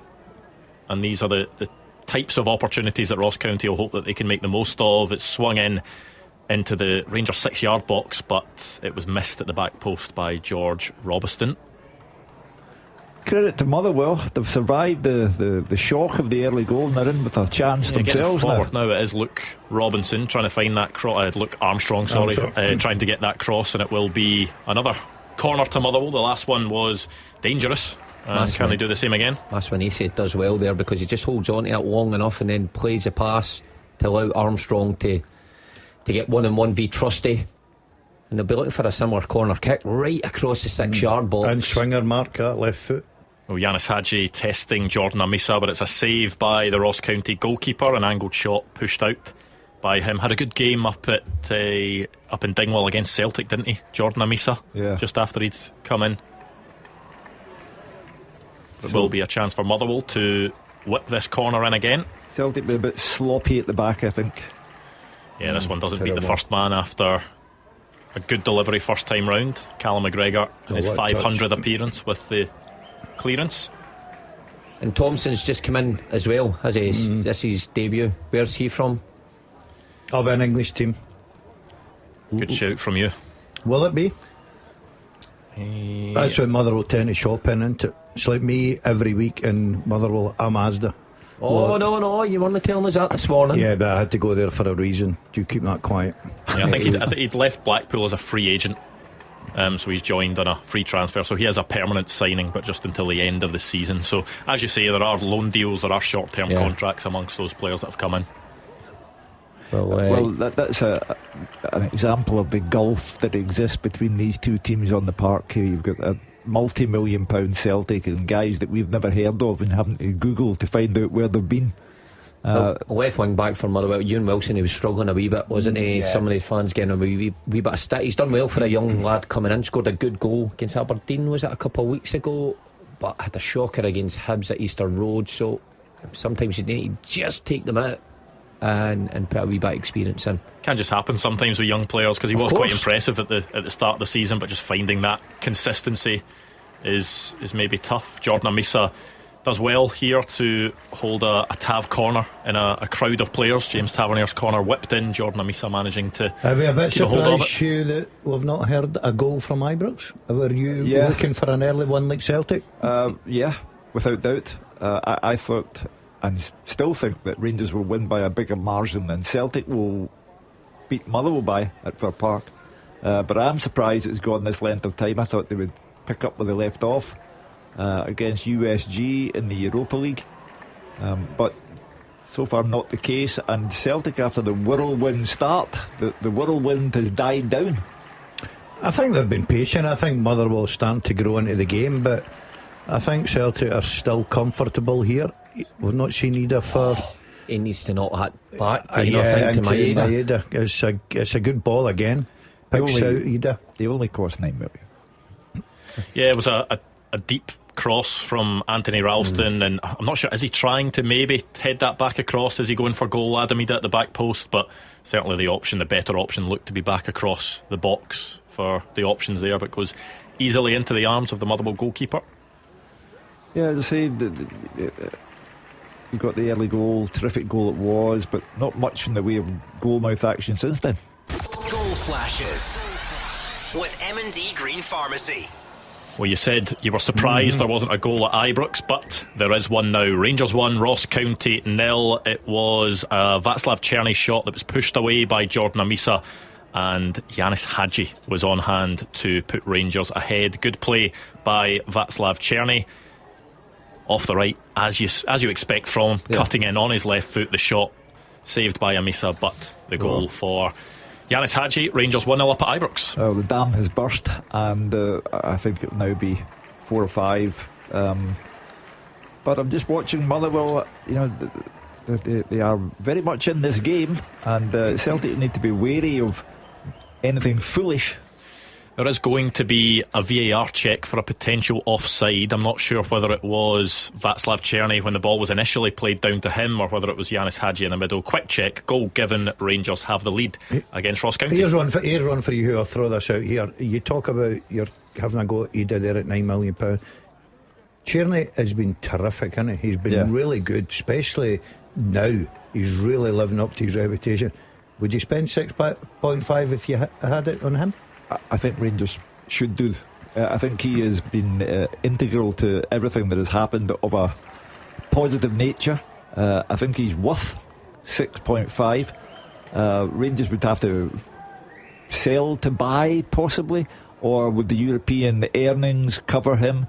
But I think he'd be a massive loss if he went back to Wolfsburg and didn't sign for Rangers. I think if you asked a lot of Rangers fans, they'd probably agree that they would want Václav Černý on a permanent deal, but you've got to look at the way Rangers have been doing business recently under Niels Kopp, and if it is to be a £6.5 million fee, for example, for a 27-year-old, does that really fit the model that Rangers have been working to in recent times? Well, Celtic get 10 million for a 30-year-old. So it doesn't matter age-wise.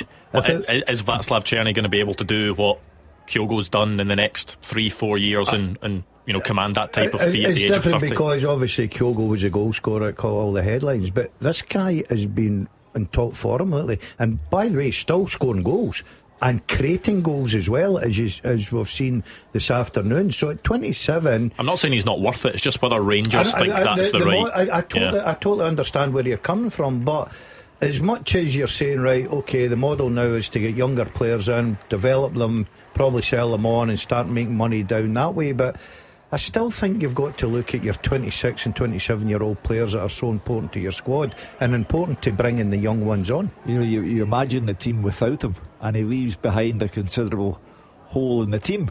So, and Yanis Hadji's future is uncertain. Rangers couldn't be doing with losing the pair of them.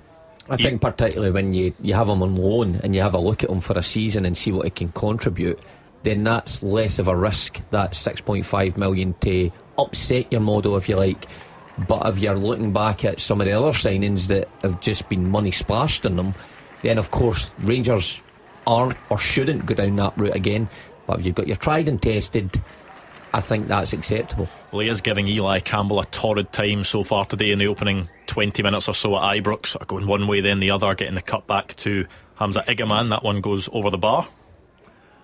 If you were Brendan Rodgers, would you be impressed by what's going on at the minute? I think he'll be reasonably happy. The goalkeeper Schmeichel's not had a save, has he?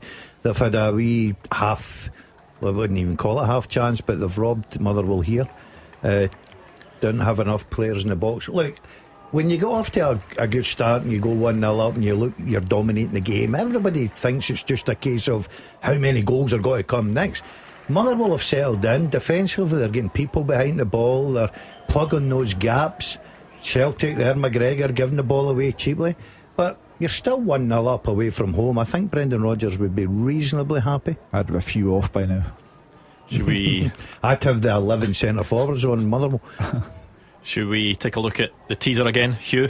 As the ball comes into the Celtic box, a huge chance for Motherwell. It's a free kick. It's a free kick. Flashes. No goal. With M&D Green Pharmacy. Is he giving that? Motherwell 1, Celtic 1, and it's Luke Armstrong. Gordon Dalziel cannot believe it. He thinks there's a foul in there, but hold on. For now, the goal stands. Luke Armstrong firing into the net. Have Motherwell a look at Carter Vickers here. Is this a free kick, boys? Tell me now. So the ball whipped in swinger from the left side. Cameron Carter Vickers goes up. He feels pressure from Luke Armstrong. We'll watch the replays. You guys can tell me if there's enough in this. Do you know something? I think it's very slight. I don't think that's going to be ruled out. Celtic have been asking for it, and I've been pointing it out for the last 10 minutes that they've been sloppy, and Trusty in particular has been sloppy all day, and it just bounces from him. It's poor defending from Trusty, so it's only what Celtic have been asking for. Yeah, the cross comes in swinger from the left side from Thompson, goes over the head of Cameron Carter-Vickers and Luke Armstrong. Luke Armstrong is at the back of Cameron Carter-Vickers. There's definitely contact. Whether there's enough contact or not, I'll let you guys decide, but it goes over their heads, bounces off of Austin Trusty. Yeah, let's go. Comes back to Luke Armstrong, he finishes, and the referee points to the centre circle. Goal given. Motherwell have an equaliser at Fir Park. Carter Vickers must be really disappointed with that. When I watched it in real time, Andrew, I thought right away, there's a push, it's got to be a free kick. But Mark's right, there's not enough in that, and Carter Vickers has got to be stronger. That's poor I think he just defender. Gets caught but well done to Armstrong. Yeah, I think well done to Thompson as well. I think that's what catches the Celtic backline off guard. When Thompson checks back onto his right foot, I think they think he's not going to put that in, but he whips it in swinging in around the penalty spot. Carter Vickers is under the ball, he gets slight contact, not enough in my opinion to rule that out. But Hugh's right, Trusty, if you're that left centre half, you've got to expect your right centre half to miss that, and he's on his heels and it hits him in the knee and Armstrong tucks it away. So we've got a game in our hands here. The early goal was the worst thing that happened to Celtic, but they've been sloppy in the extreme, and I exonerate Maeda, who has worked heart and soul, but the rest are complacent, sloppy. Harry Kane will be laughing like a drain if he's watching this. I don't agree with that. Laughing like a what? Laughing like a drain. I don't think they've been sloppy, Hugh. I think they've lost a goal from a cross into the box, which can happen, but they've controlled.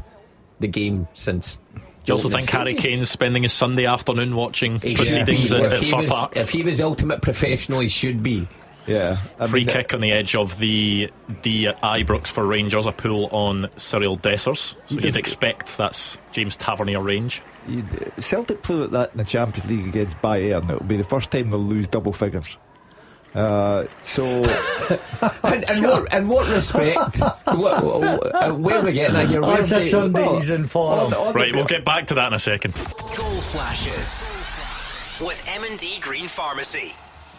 Speaking of goals, it is another for Rangers at Ibrox. It's Rangers 2, Ross County 0, and it's Yanis Hadji again. The free kick deflected off the wall, wrong-footed Jordan Amisa in the Ross County goal. It was Yanis Hadji that struck it, and it's Yanis Hadji who's got his second of the game. And that's why it'll be 4 or 5 or 6. So to go back to Mark and the Dazzler laughing, Borussia Dortmund took 7 off Celtic, and it could have been 10.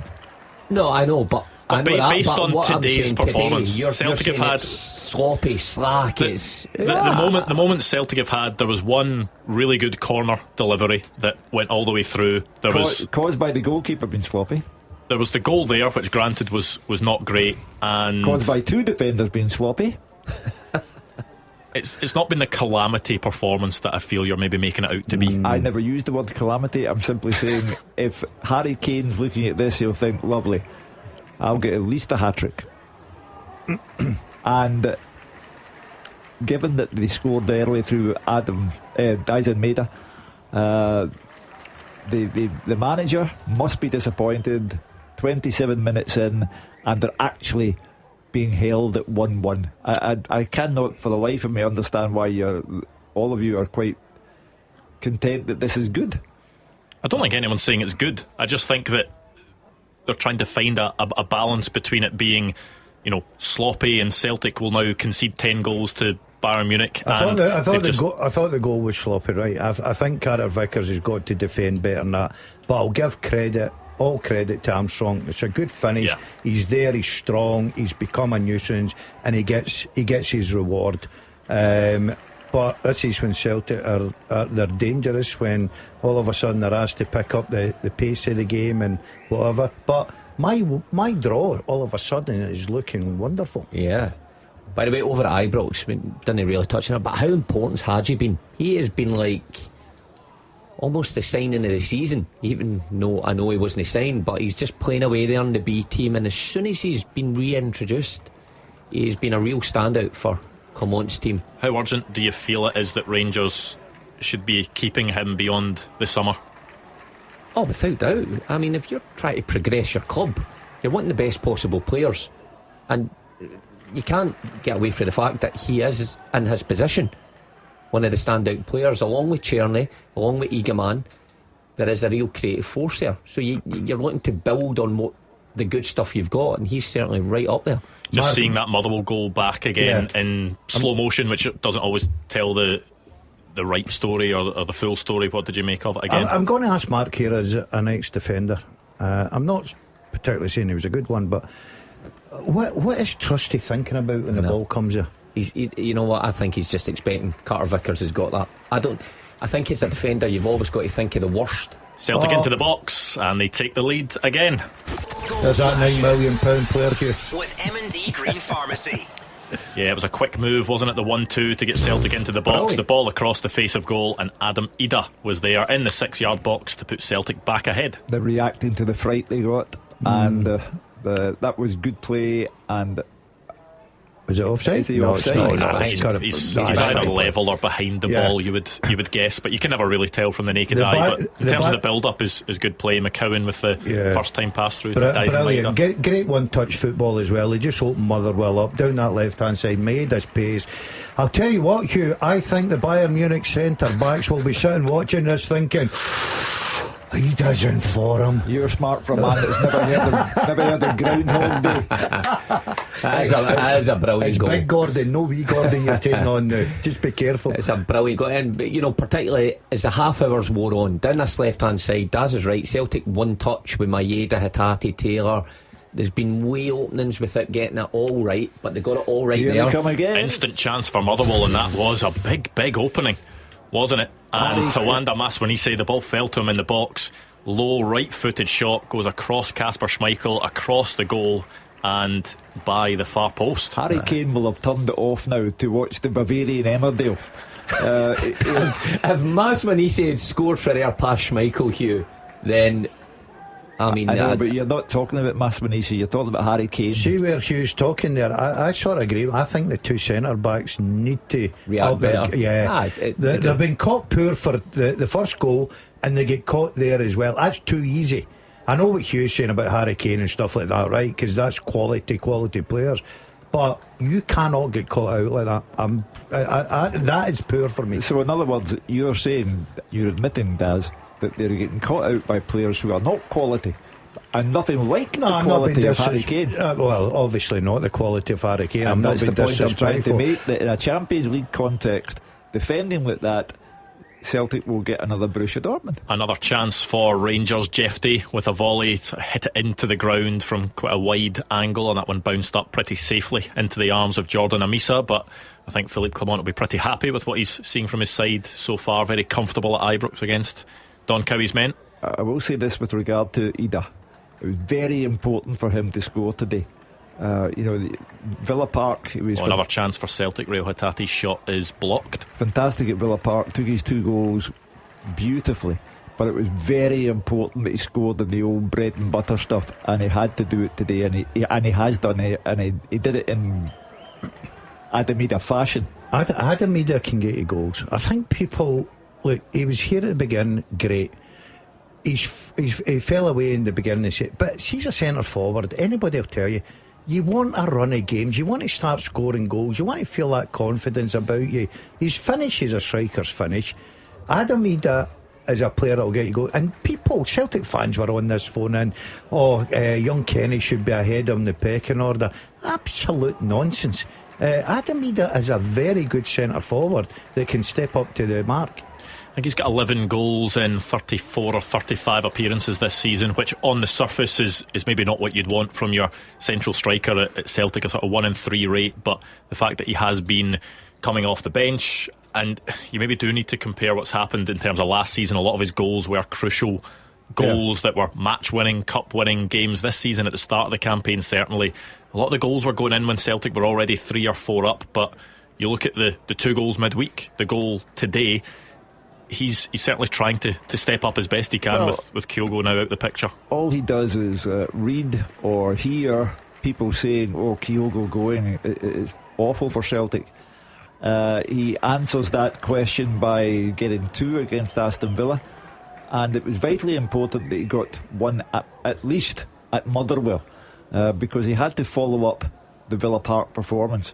And he's also reading and hearing about Celtic's need to get a striker in before the transfer window closes at 11 o'clock tomorrow night. So from Ida's perspective, that goal will have done him the world of good, and he'll be looking for another one. Václav Černý enjoying himself at Ibrox, having a shot held by Jordan Amisa, entering the box from that right hand side, cutting in his left as he often does, but unable to get by the Ross County keeper.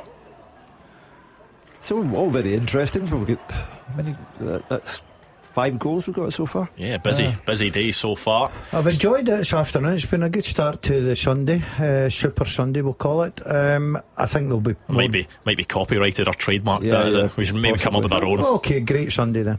Not the same ring, is it? Groundhog Sunday. It's Groundhog Sunday, yeah. But I've got to say, I think we'll get plenty more goals. I think there'll be a lot more at Ibrox, and I think this game's got the potential of a few more goals, if I'm honest. You like to look at Armstrong up front for Motherwell? I'm loving him. Puts himself about. I'll be getting down the local nightclubs with him. He's ponytail, it's tied up with a piece of rope. He'll be handcuffed to me. I'll be successful. Listen, mess with a big boy. He looks a big lad. To be fair, he's putting a poor of work in, as all the Motherwell players are. They're just up against a class side here and a wee opportunity. Good defending. That's exactly what he'll want as a striker. You come in the January window, came on as a substitute in that game against St Johnstone last weekend, but his first start today against Celtic on the TV, been able to get yourself a goal quite early in the game. That'll do him the world of good. It's like a player that relishes playing against the kind of physical types as well, so it's not bothering him. He's up against Trusty and Carter Vickers, and he might have had a slight little nudge in Carter Vickers, but that's what strikers do. They need to use their body to put the defenders off. It certainly worked on that occasion, and he was lucky it just rebounded back to him, but a decent finish when it bounces back to him. Rangers just quite happy to be patient now with their 2-goal lead. A bit of a passing move means they've now got a corner. Yanis Hadji to take that on the left side. Motherwell need to be careful here. Another one this game gets well away from them. It really does. 2-1, they're still in it. They're a threat. They can't score goals. They've always got Trusty and Carter Vickers and Harry Kane at home. Help out. Goal flashes with M&D Green Pharmacy. Rangers 3, Ross County 0, and it is a big opening 35 minutes or so for them. It's John Souttar with the tap in. It was from that Yanis Hadji corner that I mentioned. It reached the back post after Raskin knocked it on that corner, and Souttar was there just to tap it home, almost as Celtic had a chance of a corner of their own. Went to the back post, Dyson Maeda with the header, but couldn't get that one on target. Absolute sitter for me.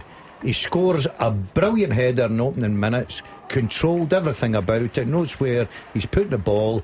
That's an easy chance. It comes bouncing on back post, just put your head on it, direct it towards the goal, and that's what I was talking about. 3-1, game will probably be away from Motherwell before half time. I have no idea how he's missed that.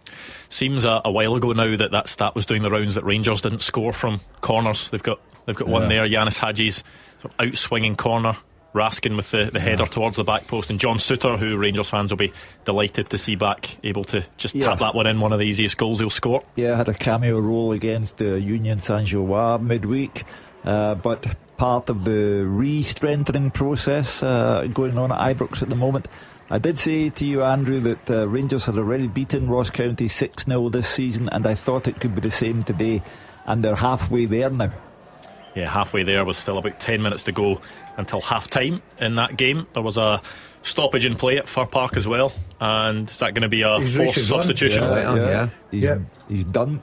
Who is it that's went off there, sorry? Coletta. It's going to be Harry Payton making his way onto the pitch. I like Coletta. Good athlete, good player, everything about him. He's very young. Is he still about 20, 21? That's a blow for Motherwell. But Payton, he's been excellent for Motherwell. I know he had a long-term injury, but good to see him back in and playing.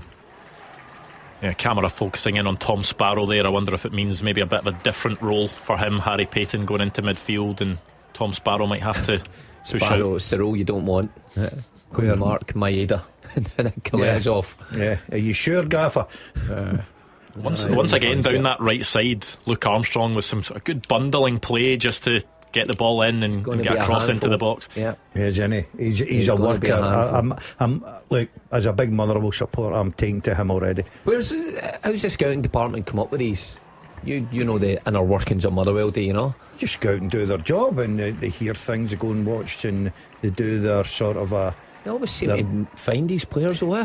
They tend to shop round about the English market, lower leagues, and you can always find a few gems down there. And obviously the younger ones will come from the bigger clubs, like 20-year-old coming in from Man City.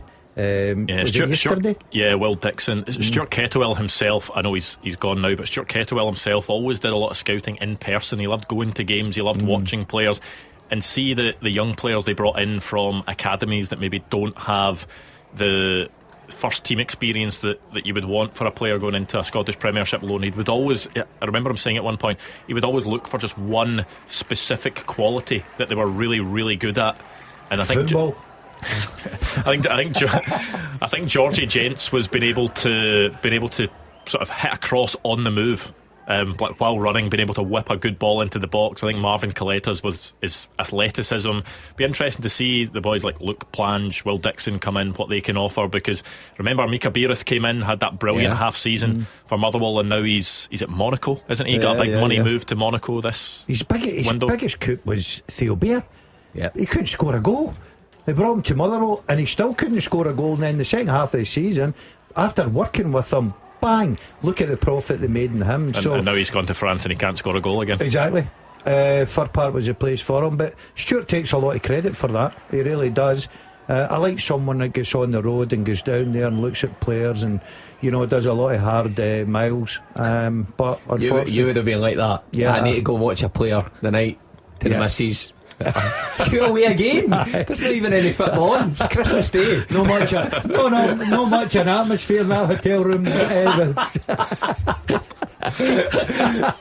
Cyril Dessers with a deflected shot that comes off Eli Campbell was rolling very slowly towards the bottom corner. Jordan Amisa just easily been able to collect that. We've not really had a chance to even look at this teaser again. Hugh, do you want to read it out again? It's been such a busy half of football. Yeah, can you name me the last 8 players who have made a competitive appearance for Celtic or Rangers and Motherwell or Ross County? So who played for Rangers and Ross County, who played for Celtic and Motherwell, etc, etc, etc. 8 of them. I was just thinking. What were you thinking? Harry Kane? When the TV cameras hold on when the TV cameras went on to Brendan Rodgers at Dens Park when Trusty was ragdolled there, and Brendan used the expression which will go down in infamy. Soft. I wonder how we would look at that goal as well, given Trusty's part in it. I don't think it'll be the same, because he's not been sort of bullied off the ball. I think where he'll be disappointed was the reaction of Trusty. He's got to move his feet. He's got to deal with that quicker. You can't just think, well, the centre half's in charge yet, Carter Vickers has got to deal with it. You've always got to be ready for that mistake, and he wasn't, and he get punished for it. He just wasn't expecting the ball to drop over both of the players' heads, was he?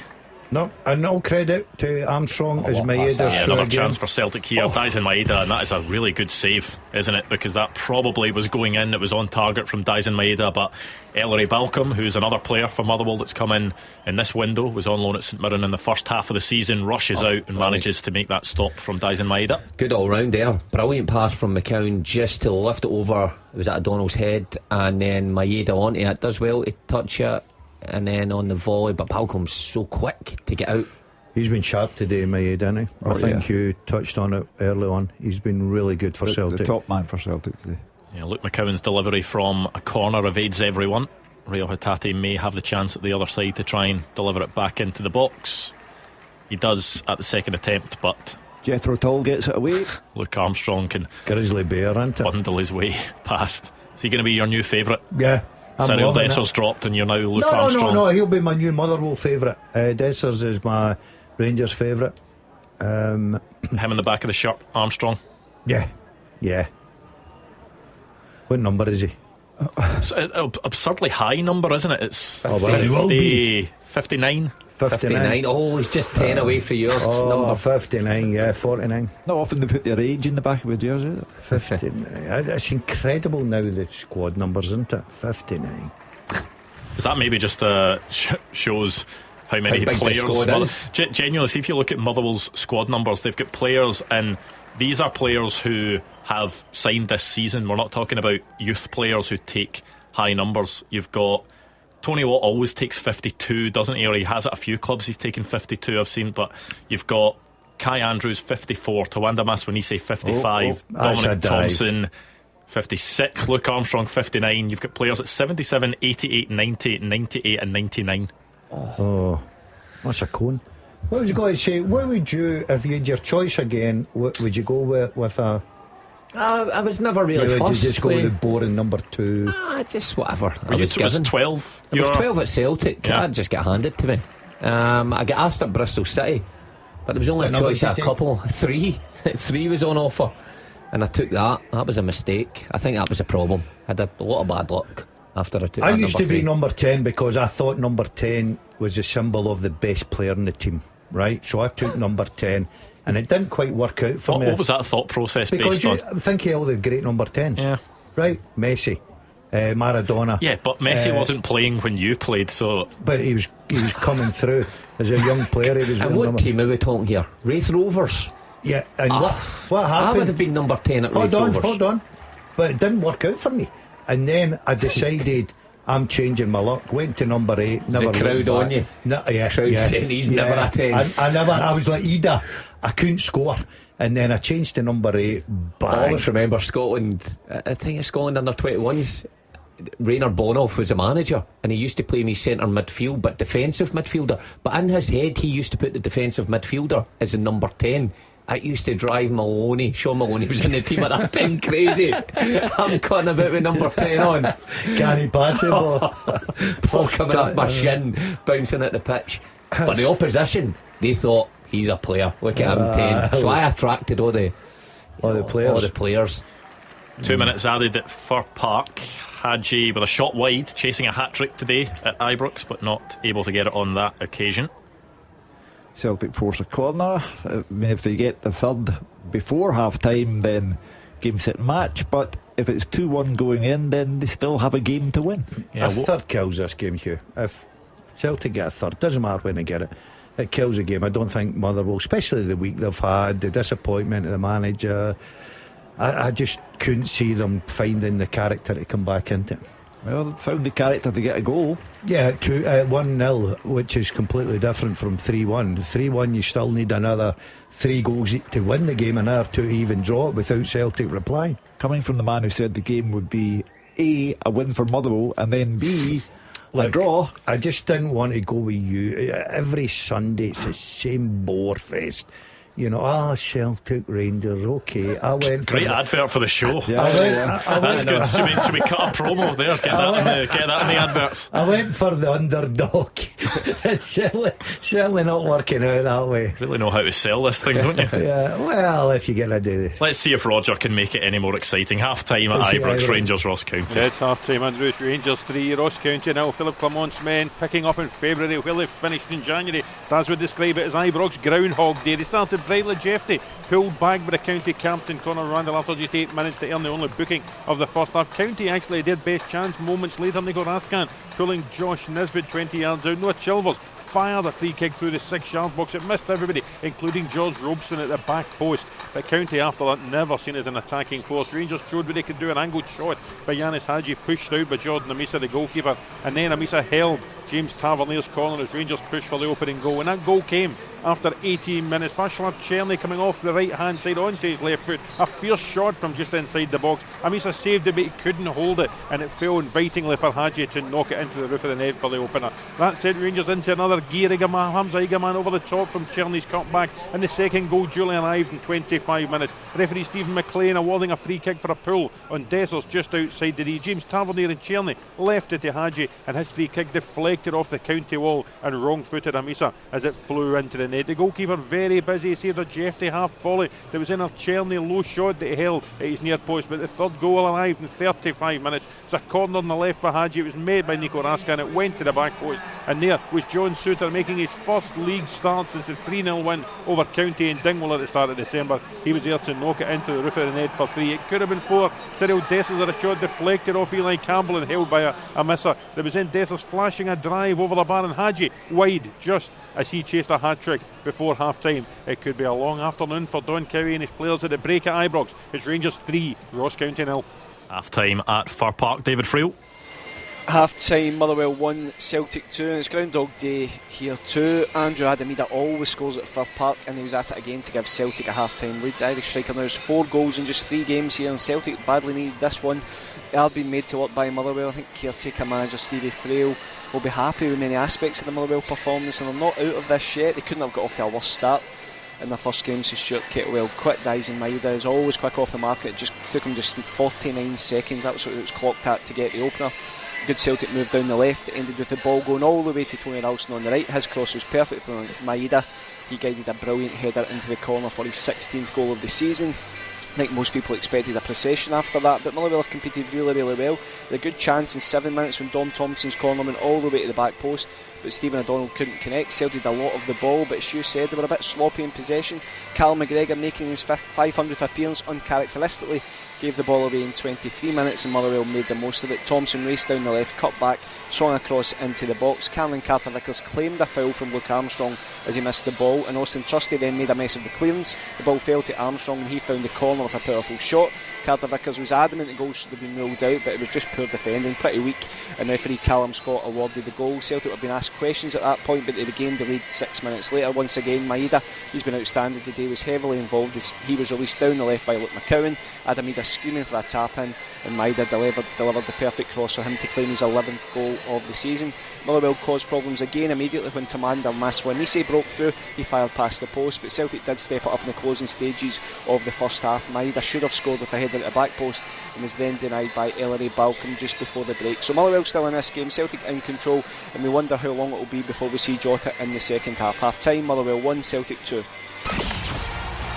Clyde 1 Super Scoreboard. The team with the biggest support in Glasgow and the West. This is Clyde 1 Super Scoreboard. Good first half of action in the Scottish Premiership this Sunday. 2 games, Motherwell against Celtic at Fir Park. It's currently Motherwell 1, Celtic 2. Dazin Maeda giving the visitors the lead inside the first minute. Luke Armstrong with the equaliser, but Adam Maeda with his third goal this week means that Brendan Rodgers' side have the lead, and it's straightforward for Rangers so far at Ibrox. Yanis Hadji with 2, John Souttar with 1, 3-0 up against Ross County. We didn't wrap up the teaser in the first half, Hugh, so let's have a go at that. The first half teaser with the scottishsun.co.uk/football for the best football news and opinion online.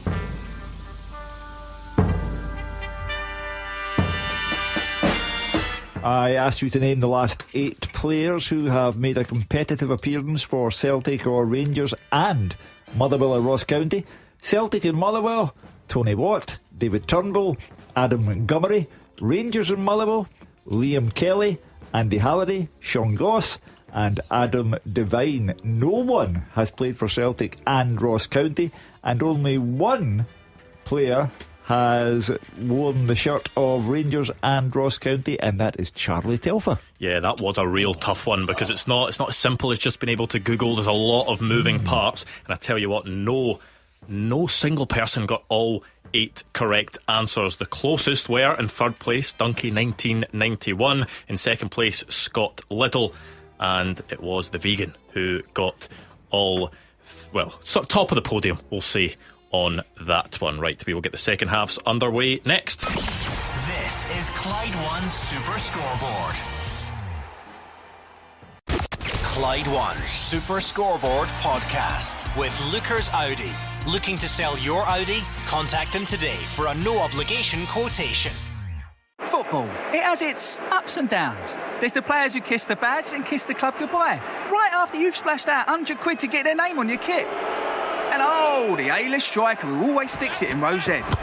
The good news is the Ladbrokes ACCA gives you auto insurance, free bets back and big odds boosts. So whatever else lets you down, it won't be your ACCA. It's a gaffer of an ACCA from Ladbrokes. 18 plus, online and mobile. Minimum odds apply. Maximum 1 to 3 £10 free bets per customer per day. Up to £50 at boosted odds. Restrictions and T&Cs apply. BeGambleAware.org. Take time to think. I've got a new Samsung Galaxy S25 Ultra and my umbrella. You see, Now Brief with Galaxy AI learns my schedule to keep me one step ahead of my day.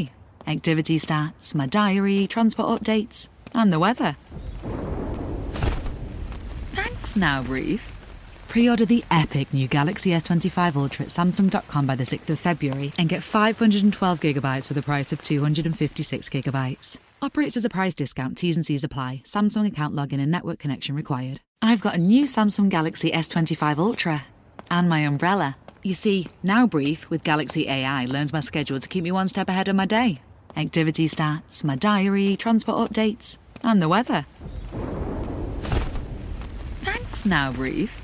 Pre-order the epic new Galaxy S25 Ultra at Samsung.com by the 6th of February and get 512GB for the price of 256GB. Operates as a price discount, T's and C's apply. Samsung account login and network connection required. Football, it has its ups and downs. There's the players who kiss the badge and kiss the club goodbye, right after you've splashed out £100 to get their name on your kit.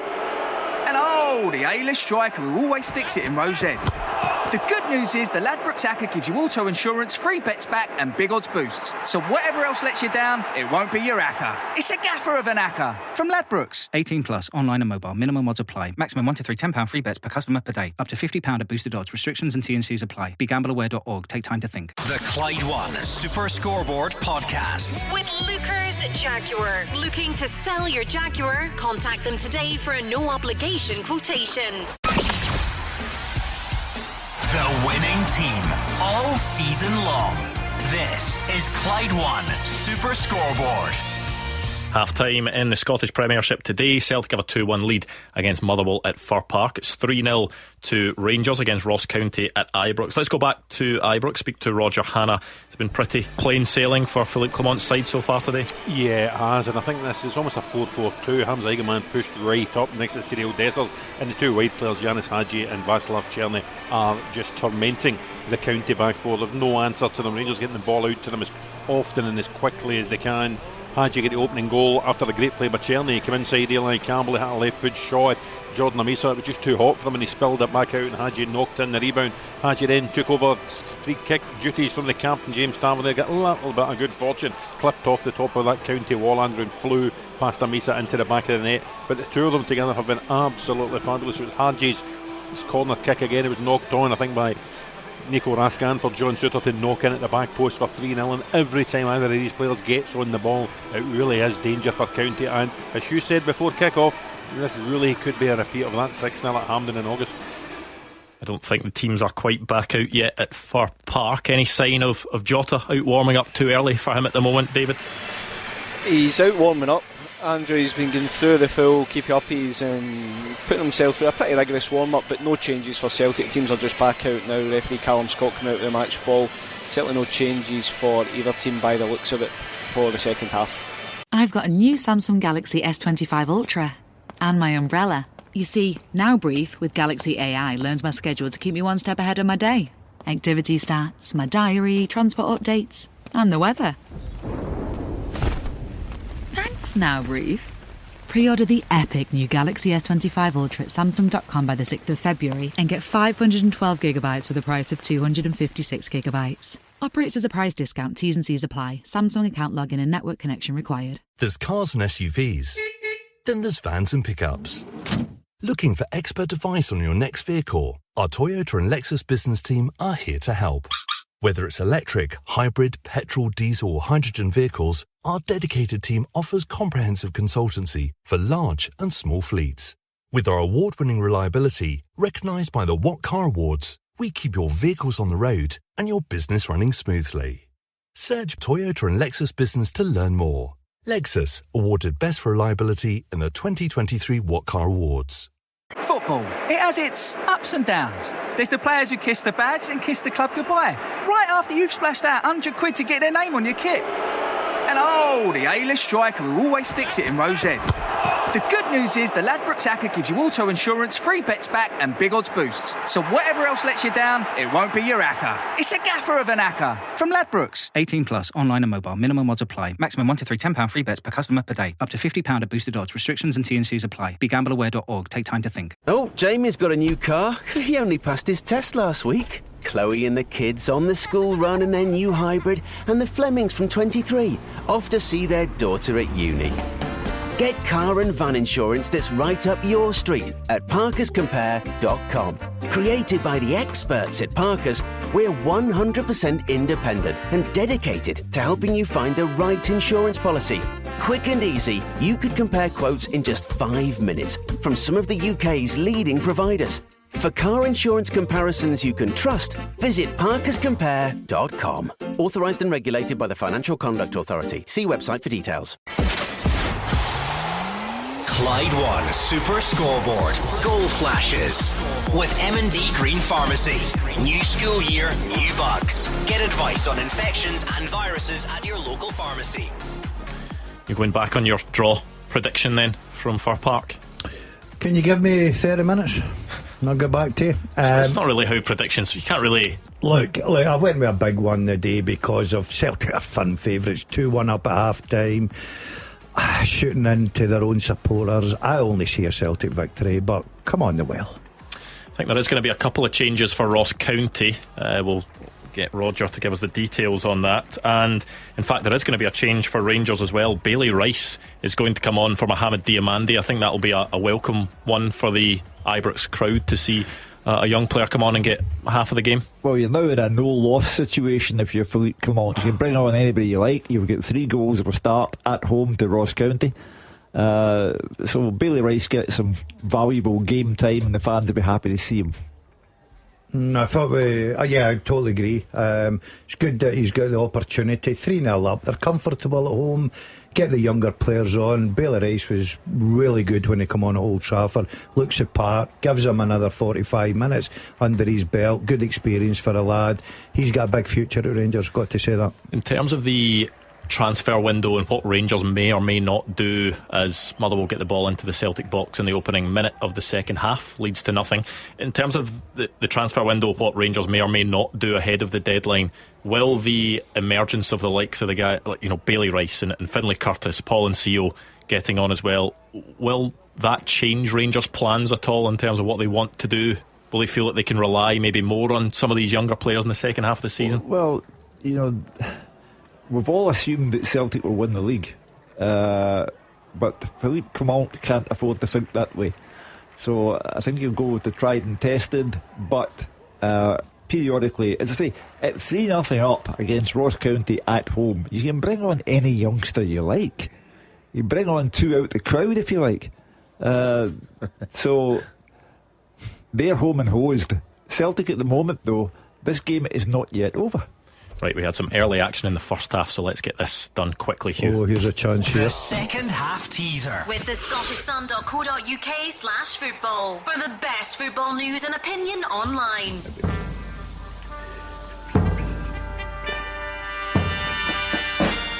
I have played with Craig Burley and Rory Delap. I have been managed by Alec McLeish and Jos Burley. I have more than 30 caps for my country, and I'm not the only one in my family to play football professionally. Who am I? Played with Craig Burley and Rory Delap, managed by Alec McLeish and Jos Burley. More than 30 caps for my country, and I'm not the only one in my family to play football professionally. Well, Mark Wilson had a guess before you'd even finished the question there, but it's incorrect. Right. But I was if convinced. you think you've got a correct answer, at Clyde SSB, all the details will be there. There's always a lot of information to take in, so you can read it there, you can work your way through it, you can do the jigsaw, as Gordon Dalziel calls it, and try and come up with the right answer. Remember, it is a race, so there will be a podium at the end, so get your answers in quickly. You're normally quite good at these, despite... I've got to be honest, when you're cheating or not. No, I sort of switched off with that. I was concentrating on the game at Celtic at Fir Park. So you've done a great advert for the show earlier on in the first half. You've just switched off when Hugh was talking during his... Well, I was very confident in my colleague beside me getting it, but once again he's a letdown. But I'll have a think about it and I'll get back to you. Pass. Great ball. Yeah, Celtic into the box. Dyson Maeda with the ball across. It takes a couple of Motherwell players to put it out for a corner.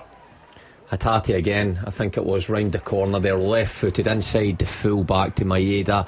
Hatate's performance levels over the past couple of weeks have been really high, really good. I mean, Brendan Rodgers, there was a time he would withdraw him from the game, run about the hour mark, and there was always those little jibes that maybe wasn't fit enough for Brendan Rodgers.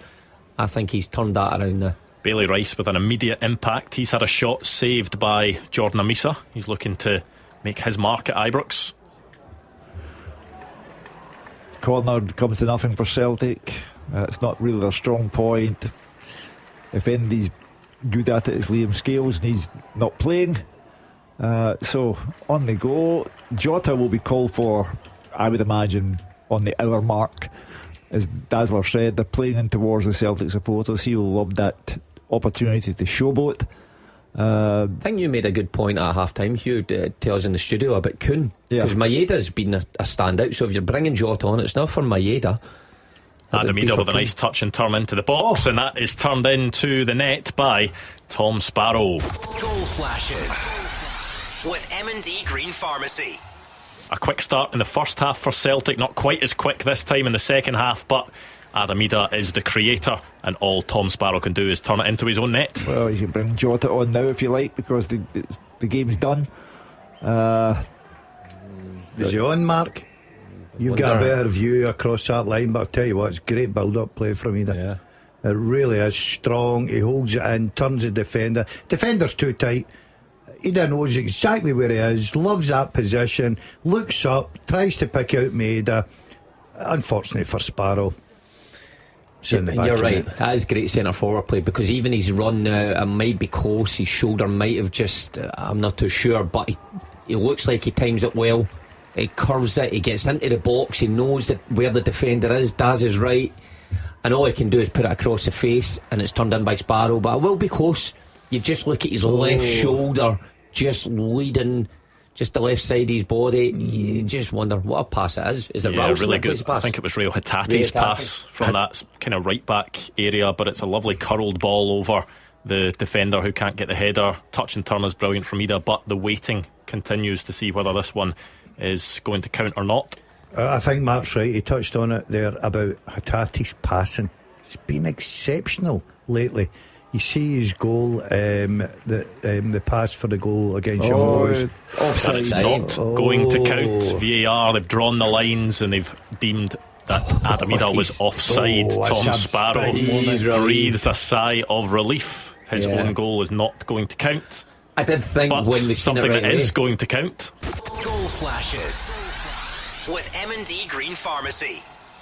Rangers 4, Ross County 0 at the double. John Souttar, he's got his second goal of the game, a tap in after a Dessers shot was spilled, and Rangers are racking up the goals, but there will be a check for offside. I think the Celtic ones, I mean, really, if you're chalking goals off for that, it's marginal, isn't it? Really and truly. I agree, it's so tight, but that's the rules, and that's what VAR's there for, Hugh, and that's why they pay the money. Maybe Cyril Dessers in the build-up for this one rather than John Souttar, but we will wait and see what Roger Hanna tells us from Ibrox, whether that fourth goal will stand for Rangers or whether it will just be the 3 for them. Offside will not count, and it stays Rangers 3, Ross County 0. So both Celtic and Rangers having goals ruled out for offside almost at the exact same time. Right, so anyway, it doesn't matter at Ibrox because that game's finished anyway, but it does have a material influence on the game at Fir Park because it's back to 2-1, game back in the balance. Motherwell with a corner kick. Yeah, I think the referee just had a bit of admin to do in the penalty box, a bit of pushing and shoving, holding, but that is held easily by Kasper Schmeichel in the middle of the Celtic box, and they try to break away quickly. Tom Sparrow recovers. Yeah, everything goes through Maeda. I mean, the pace is frightening. Schmeichel picks him out. Motherwell have to react quickly. Was that Stephen O'Donnell there that was matching him? Yeah, by the way, he did pace. Well. He didn't half. Yeah, once he gets into his stride, Stephen O'Donnell's no slouch and did well to hold Maeda off enough to allow Sparrow to come over. How are you two getting on with this teaser? Well, you know who I went for. Do you want to, you can say it out loud, for that's Charlie fine. Adam. Yeah. Daz was having a real pop up yesterday for being the set piece. I didn't have a pop. I was congratulating Charlie. I've got a lot of time. I'm sure you were having a pop at him last week as well. For I that. don't have a. No, I don't have a. Oh, what have you got? Oh, you were here last week, were you? It was he giving Charlie? No, I was just asking how people get a titles, set play coach, which baffles me. Hit 3 free kicks in his career. But look, I'm delighted Charlie's back in the game. Got a lot of time for him. I think he works very hard at it. In fact, he was at some of the coaching courses we were at. Good knowledge of the game, Charlie, so nice to get him back. You've recovered that well. And Motherwell with a chance. They're getting into the Celtic box, but well defended by Austin Trusty on that occasion. Yeah, it was. By the way, he had a busy old Wednesday night. Austin Trusty playing 1v1 in a full half pitch with Ollie Watkins. Slightly different personnel he was up against there, but same outcome. Schmeichel then, usually so good with his feet, he was there. I know he got caught in the first half, but he just zinged it straight out to Greg Taylor. Can still hear a guy in Bavaria laughing. Speaking of football on the continent, I don't know if you saw this from the Netherlands yesterday, that Heerenveen, managed by Robin van Persie, I think they were 2-1 up against Fortuna Sittard. Fortuna Sittard equalised but had 12 players on the pitch. No way. At the time of the equaliser. The goal stood, and he was quite clearly raging. I don't know if raging's the right word. He was just in pure disbelief that this was allowed to happen, that Fortuna Sittard, I don't know whether it was a case of, you know, a substitution was made, or it must have been something like that, but they had 12 players on the pitch Well, it would allow me to say unprofessional. I've been in that camp. That happened to me when I was manager here. I had 12 players on the pitch. Intentionally? No, I didn't realise. I didn't know. Talk us through how that managed to happen. Because I made a substitution and the game went 5 minutes later, and my physiotherapist come up to me in the touchline and says, by the way, we've got 12 on there. I says, just you keep your mouth shut. Genuinely, did you just keep 12? Yeah. Keep on playing? Yeah. For how long? The rest of the game? Minutes, and then obviously the opposition noticed that we had a man advantage. It didn't make any difference. We didn't score or anything. Defended well. Tactical genius, huh? Well, no, it's not my fault the sub doesn't come off. I was doing all that. That's what you want. Players that want to play on, even when they're subbed. I'm not listening to him. I'm staying on. Remember who was it? Was it the Chelsea goalkeeper in the penalty shout? Oh, at Wembley when they come off. Was that Kepa? Kepa Arrizabalaga tried to. Was it Maurizio Sarri was the manager at the time? Right. Tried to sub him off, and he just told him he wasn't coming off. Imagine saying that to your manager. No. What can he actually do? Get on the pitch. No, I don't think I'll be coming off. Nope. Speaking of things that shouldn't happen on a football pitch, I was off yesterday. Yeah. Me and a couple of my pals decided to take in a local game. Yeah. We went to Pollock against Troon, and something happened that I have never seen in my life before, and I need it explained how this can be possible. The Pollock physio came on at one point, and I don't know what happened, but while he was on, the referee booked the Pollock physio, right? You cannot be booking or sending off physios. There cannot be. That surely cannot happen. The one person on the staff that you can't send him off. No one else can do that job. How does that work out? That's a great point. Yeah, send him to the stand. It's not like an assistant manager or a set piece coach or anything like that. You can't be booking and sending off physios, surely. Yeah, that's a strange one. Did you get to the bottom of why they booked him? No, it's got to have been for abuse. I mean, he couldn't have tackled somebody on the way on. He's obviously gave the ref a bit for something. Here's another injury problem for Motherwell, as if they didn't have enough. Tell you what, Ralston took a real sore one there off. Is it Nicholson that come flying in? Yeah. Did they get a yellow for that, Hugh? Sorry, I don't think he did. I'm surprised, because that is a real sore one that Ralston's taken there. Yeah, Dominic Thompson is down getting treatment. Anthony Ralston limping pretty heavily. No wonder. No, Dominic Thompson is absolutely raging. I don't know, is it just that the challenge that led to that? I'm assuming he looks okay to come back on. I didn't know whether that was just him showing anger at the fact that he was maybe having to come off, but it doesn't look like it as Celtic float the ball into the box. Well, we're moving ever closer to Jota time. Yeah, he has been out warming up, I think much to the delight of the Celtic support.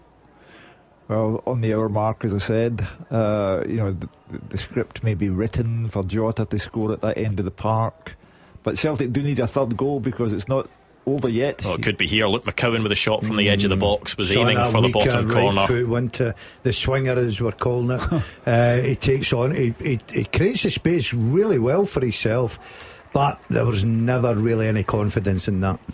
Good play though, in and around the edge of the box. Hatate, Maeda, McCowan. Yeah, nice little interplay.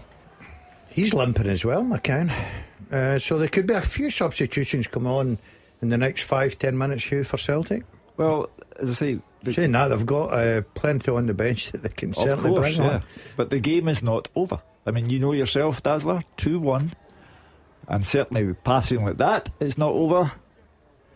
Anthony Ralston, the pitch wasn't big enough for him there.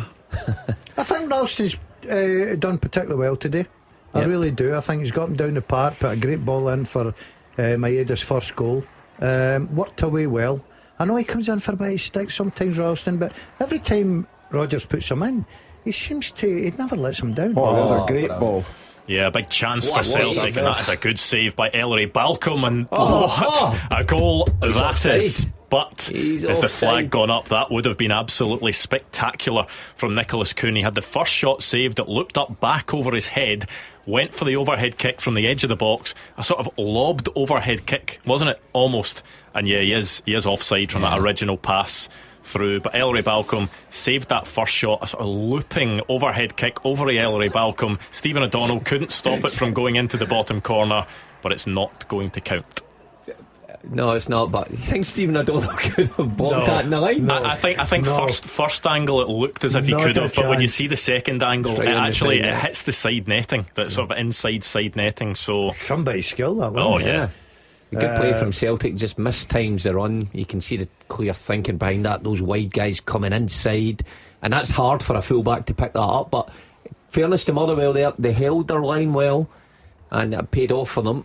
So Celtic had the ball in the net twice in this second period, 2 offside. Yeah, Rangers have had the ball in the net once in this second half as well. That one didn't count. That was from John Souttar. Just speaking of substitutions, would you expect Rangers to maybe look to the likes of Finlay Curtis, Paul and Seo at this stage when it is a game that they're winning so comfortably? Why not?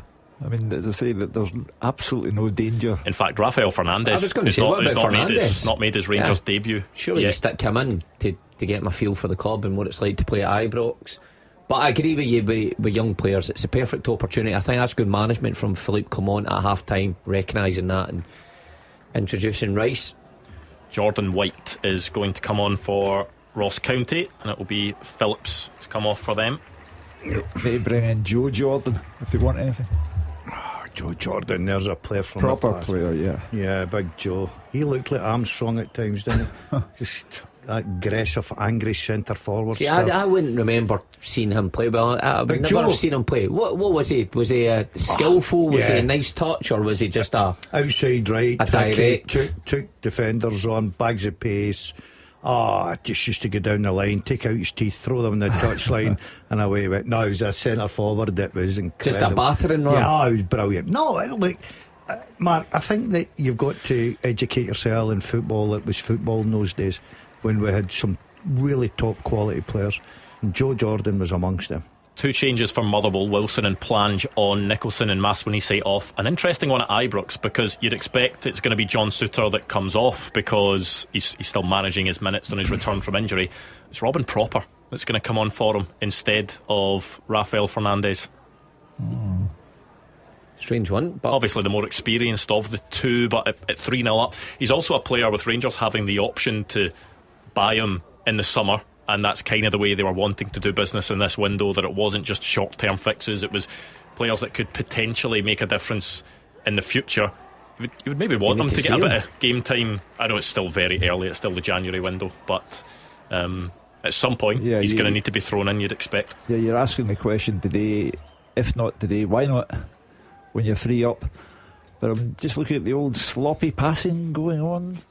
2-1, but here he comes. There he is. Jota is ready to come on. I saw there was quite a clamour to make sure that he got the number 7 shirt, and Celtic kind of delayed in terms of letting the fans know what number he was going to wear, and it was obviously because they were waiting for Luis Palma to leave the club so that Jota could then be assigned the number 7 shirt, which obviously has historical significance for Celtic. But there's also been some players in recent times that have worn it that maybe haven't lived up to the hype, but Jota is a player that's of course proven himself already at Celtic. Well, they have a number 7 restaurant at Celtic Park because the number is iconic, and that's because of Jimmy Johnston from the Lisbon Lions and Henrik Larsson. Many people would believe that Henrik was the greatest player ever to have worn Celtic's shirt, number 7 or any other kind.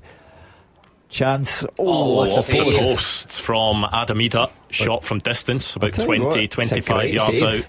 I think Balcombe tips that onto the post there. You can see from his celebration actually, Ellery Balcombe, it was the follow-up shot from Rio Hatate well over the bar, but Adamida, really good strike going towards the bottom corner, fingertips from Ellery Balcombe to stop it nestling in that bottom corner, hits the post instead. Big save.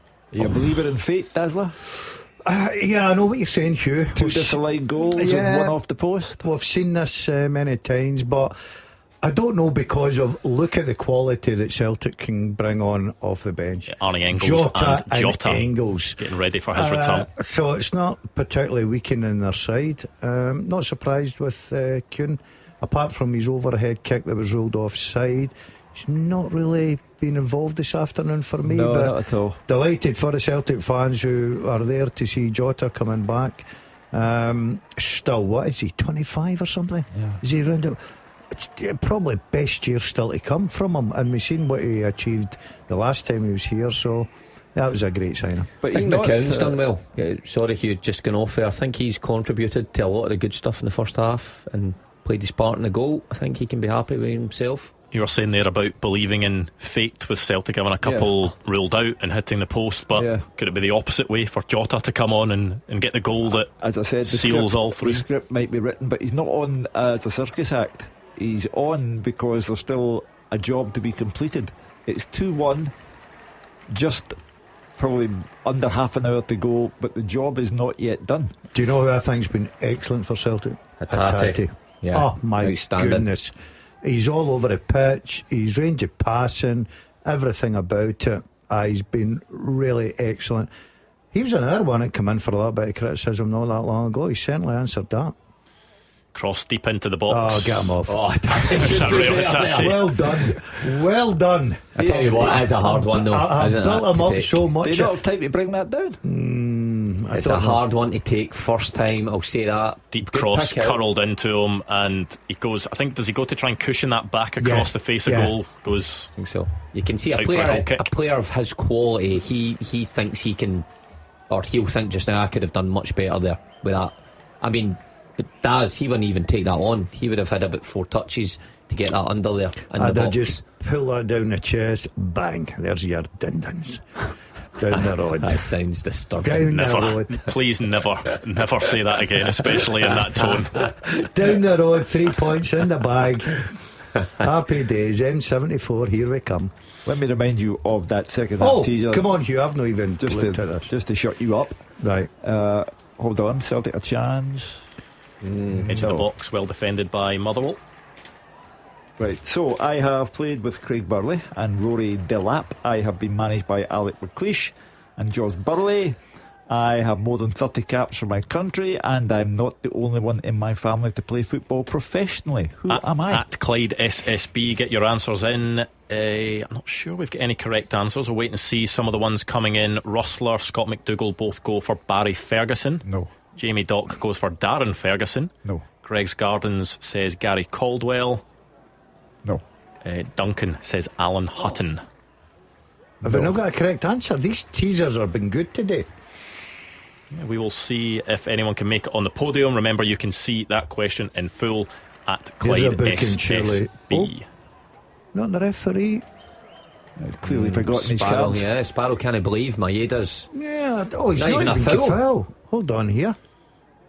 Yep, that's good. Oh, I had to cut away that. Cut the replay short because Celtic got the ball into the box. Jota giving the thumbs up from the far side at that delivery. Actually, it was a Jota shot, sort of took it as it was coming over his shoulder on the volley. It was a hard one to take. I think was he offside yet? He looked offside to me, but good movement. He'll be desperate to get in the act, won't he?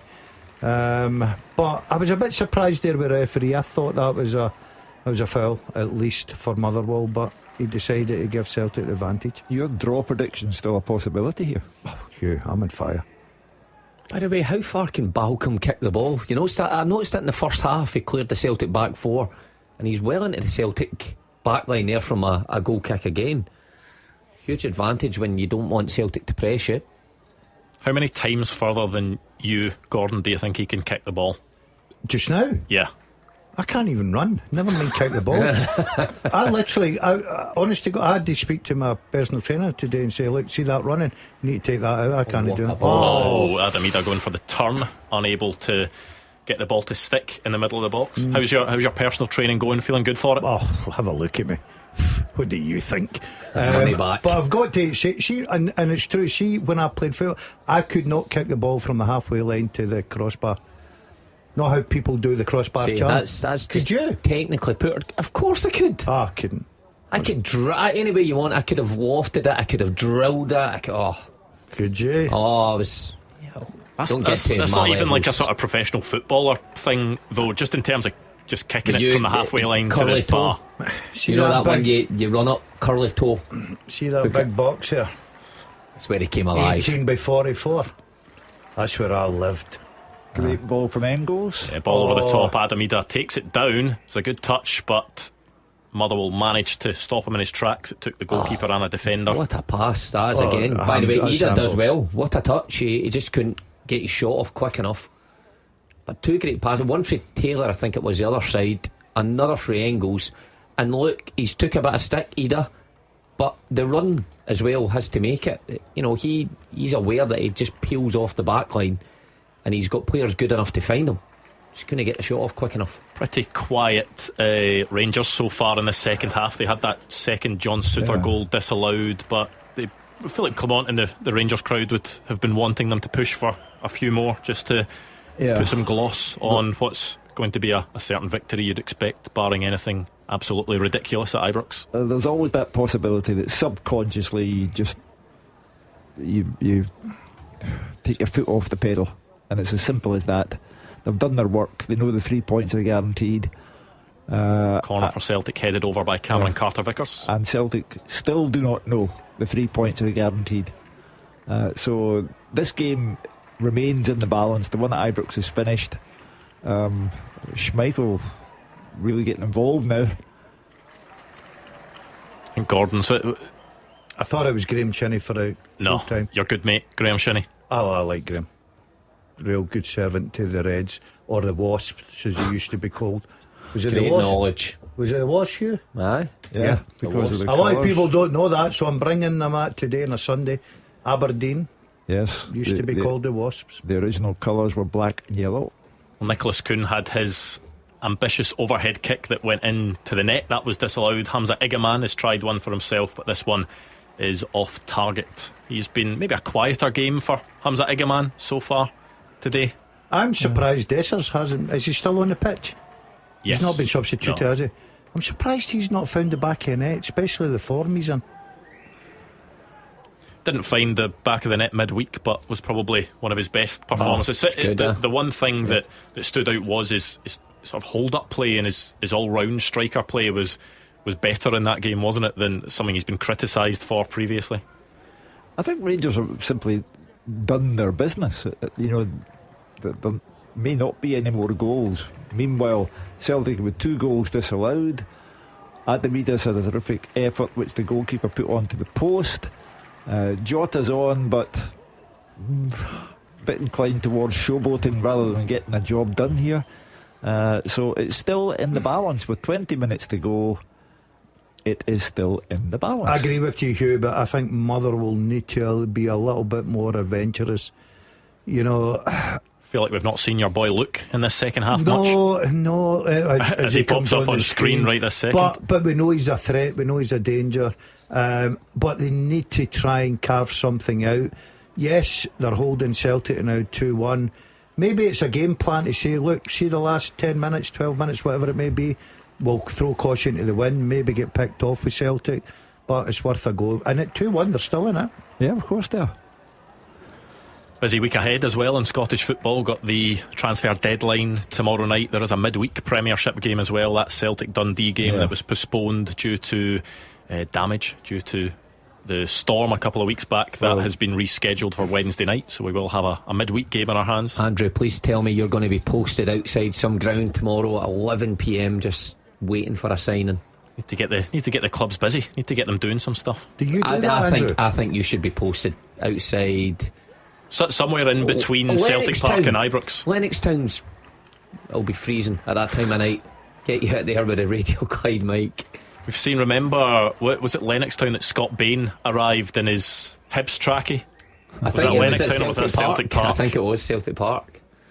2 changes for Rangers by Rami and Tom Lawrence coming on for Igaman and Hadji.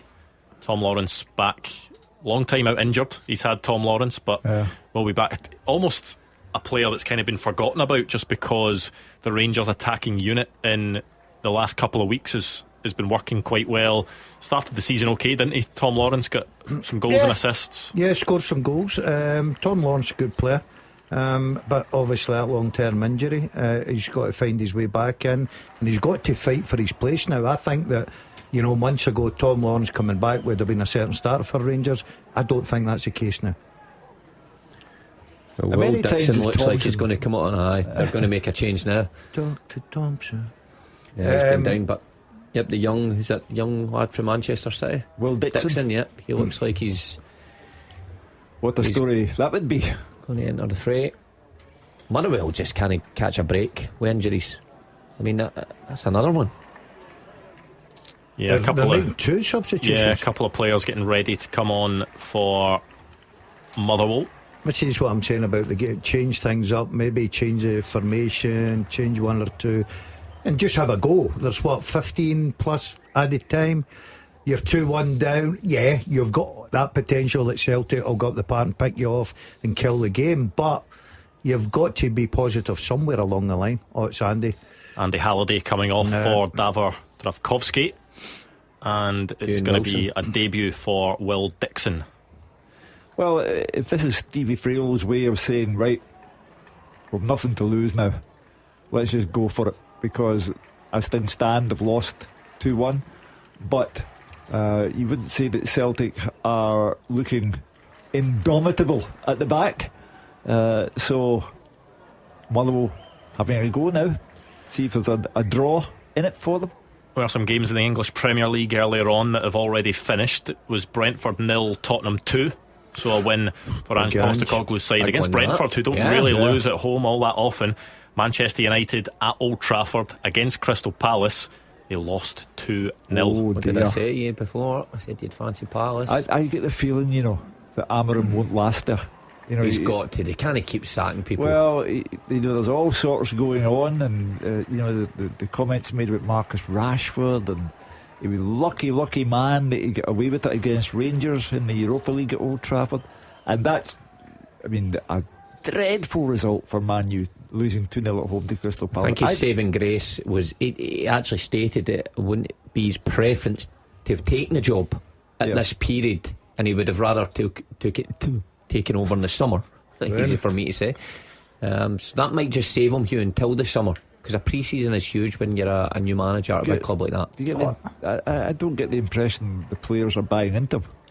I think Mark's right. I think he'll get to the summer and then obviously change things about. Hugh's nearly fell over. Come on, he's nearly collapsed. Here he comes. This is a man we want to see. Ready to come on for Celtic. There is, by the way, another English Premier League game that's already started, and it's Arsenal 1, Man City 0 already. 5 minutes into that game, it was a goal from Martin Odegaard. Rangers have a penalty at Ibrox. Well, Tavernier time. A foul on Cyril Dessers in a busy box. Is that the first penalty they've had this season? Yes, they've not had any, certainly in the Premiership. There will be a VAR check. Roger Hanna saying he's not too sure there was much in it, but of course they'll have a look at the angles. James Tavernier has the ball in case that one does count. Well, you can write his name down. If the penalty is awarded, then Tavernier will score. Has he scored many, Andrew, this season, Tavernier?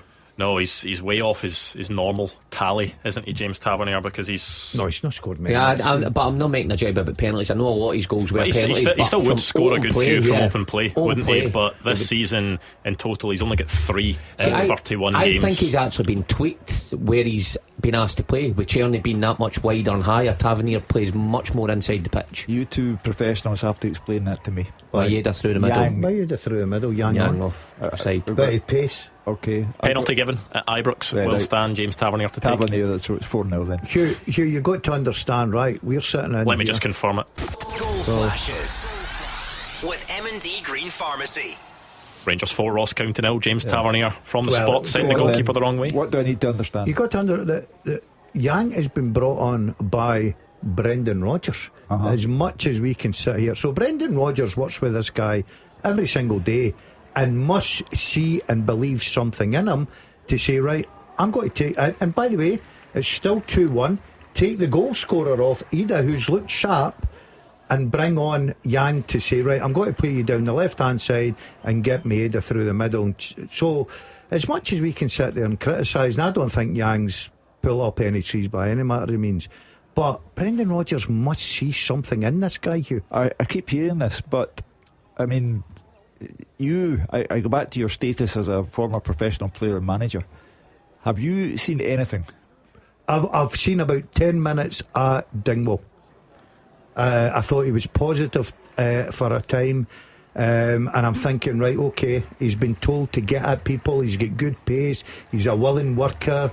He must have something. Is the problem there that you're saying you've seen 10 minutes at Dingwall? I make it that Yang has played around 50 games for Celtic. Look, 50 games for Celtic, which you wouldn't expect, but he... If you ask me, is Yang a Celtic player? No, he's not. That's my opinion. But what my statement was to Hugh is, if he's made 50 games, Brendan Rodgers, a top quality manager and coach, obviously sees something in him.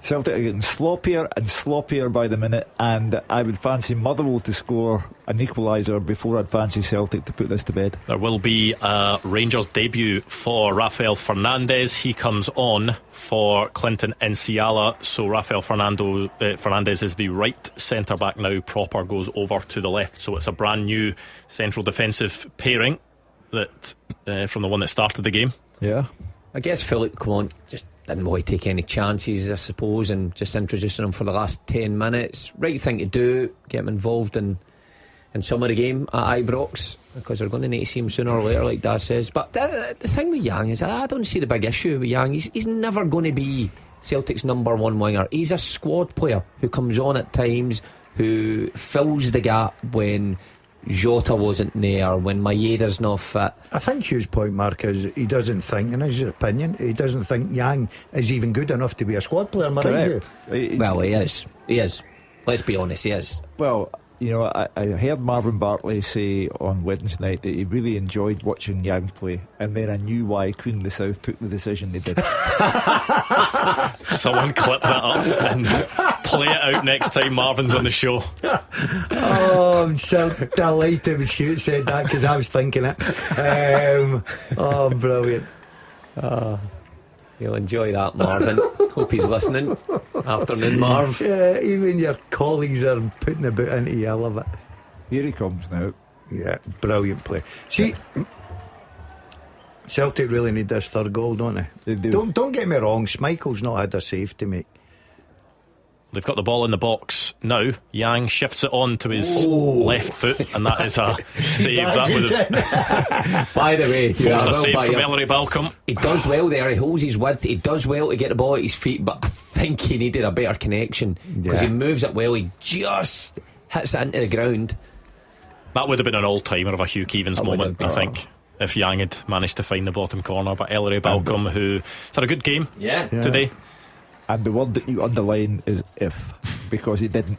Well, here we go. Scales another couple of changes for Celtic. It's going to be Paulo Bernardo and Liam Scales to come on. Is that going to be Scales for Taylor? Maybe. With an eye in that, yes. Yep. I think when you take Ida off as well, and you lose that physicality at defensive set pieces, you bring Scales on. Yeah, Rio Hatate coming off too. And Bernardo, not seen much game time, has he, at the minute? There was a stage it was either him or Hatate, and there was that argument who was the favoured one. Certainly Hatate's got his neck in front in that race at the minute. Yeah, big Callum Bell look-alike coming on the pitch. By the way, that's a good shout. That's a good shout. I've never noticed that. Producer Callum, who used to work here, he actually. I know what I love about that, where hammering them sitting next to Jota earlier. Yeah. Say there's one good looking one and one not so good looking. Hope Callum's not listening. He is going to absolutely hate that as well. Producer Callum, that used to work here, for anyone that is wondering. He definitely has had that before. People have said he looks a bit like Paulo Bernardo. Like Bernie. That's what he's getting called. Set play. Let's see if Celtic can put this game to bed. 6+ minutes added. Arnie Engels to take this. 6 minutes plus added time, sorry. Arnie Engels with the out-swinging corner. They've scored a few from his corners so far this season. The header from Cameron Carter-Vickers. He just sort of flicked it on, didn't he, rather than managing to get it goalwards. Well, I think the fact that Gordon Dalziel can still try to put this game to bed with 5 minutes to go is maybe indicative of the kind of afternoon that Celtic have had. I still maintain that the first disallowed goal for me is a nonsense. I mean, it is offside though. That usually helps. It can't be a nonsense if it's offside. It's black and white. The lines have been drawn. The rules are there. You're looking for ways to disallow goals. Here a man coming. Yeah, Jota skipping by a couple of Motherwell challenges, just can't get past the defender at the edge of the box to get himself through on goal. He had a wee bit ahead of himself there. He does brilliantly. He should be looking to just play a wall pass there, but he goes for a little nutmeg. Hugh, I know what you're saying about Celtic, and it's because of scoreline, but see if you analyse this game, Schmeichel has not had one thing to do in the second half. Yeah, but But you can't, as much as you can say, well, yeah, but they've not put Motherwell to bed. What I'm saying is the possibility, therefore, still exists that Motherwell will equalise. Yeah, but Motherwell have got to try and get the ball into the box or produce something. Celtic have made sure that they're not letting them do that. So, yeah, as much as we can say, oh, it should be 3 or 4, or this game should be well put to bed, Schmeichel's literally not had anything to do in the second half. Should we give a 1 minute warning on the teaser? Oh, Hugh, do you want to read that teaser out again? I have played with Craig Burley and Rory Delap. I have been managed by Alec McLeish and George Burley. I have more than 30 caps for my country, and I'm not the only one in my family to play football professionally. Who am I? You two still struggling over there? I haven't a clue. Obviously, it's somebody with a brother that plays. So no right answers yet. You know what? I'll give a bit of a clue, shall we? They are still heavily involved in Scottish football, in the Scottish Premiership. I said the Shinnie brothers. No, it's not. Yeah, but it's wrong. Right, okay. Oh, no, it is. Yeah, write it down and see if. All right. See if it's correct. The Mitchell brothers, as I call them. Grant and Phil. Yeah. No, it's not. No. Is it no? No. Cadence? No. No.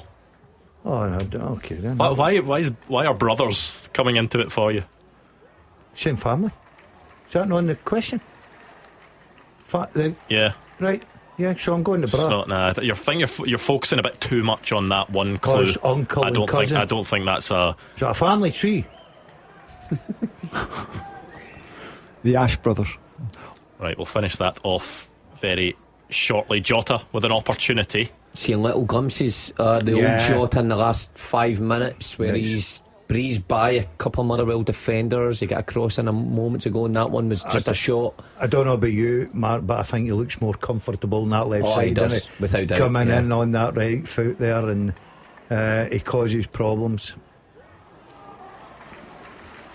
Yeah, I don't think we're certainly not going to get any late drama at Ibrox. A couple of late changes for Ross County. Ashworth and McLeod on for Robeston and Chilvers. What about that for a Yang pass straight to the Motherwell player?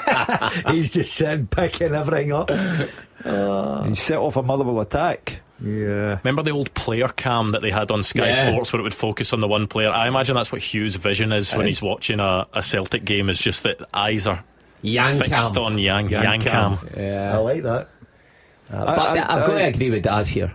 Although the scoreline is close, Celtic have been so controlled in this second half. I mean, Motherwell hardly got themselves up the pitch. Celtic have had 2 ruled out, 1 tipped off the post, a couple other chances.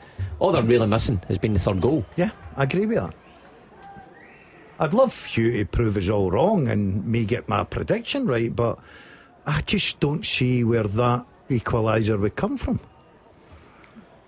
Yeah, no right answers on that teaser yet. You know what, I'll leave it until after the break at, well, I was going to say 5 o'clock, probably around then. I'll leave it until then and we can see if anyone... Can we get another clue then? What can I say that's not going to give it away too much? No, I think name. I would. That'll be a giveaway. It's Yang giving it away again. Can't even concentrate on the teaser. Right, come on, give us a clue. Someone we will talk about on this show semi-regularly, I would say. Oh, I know who it is. No, I thought that.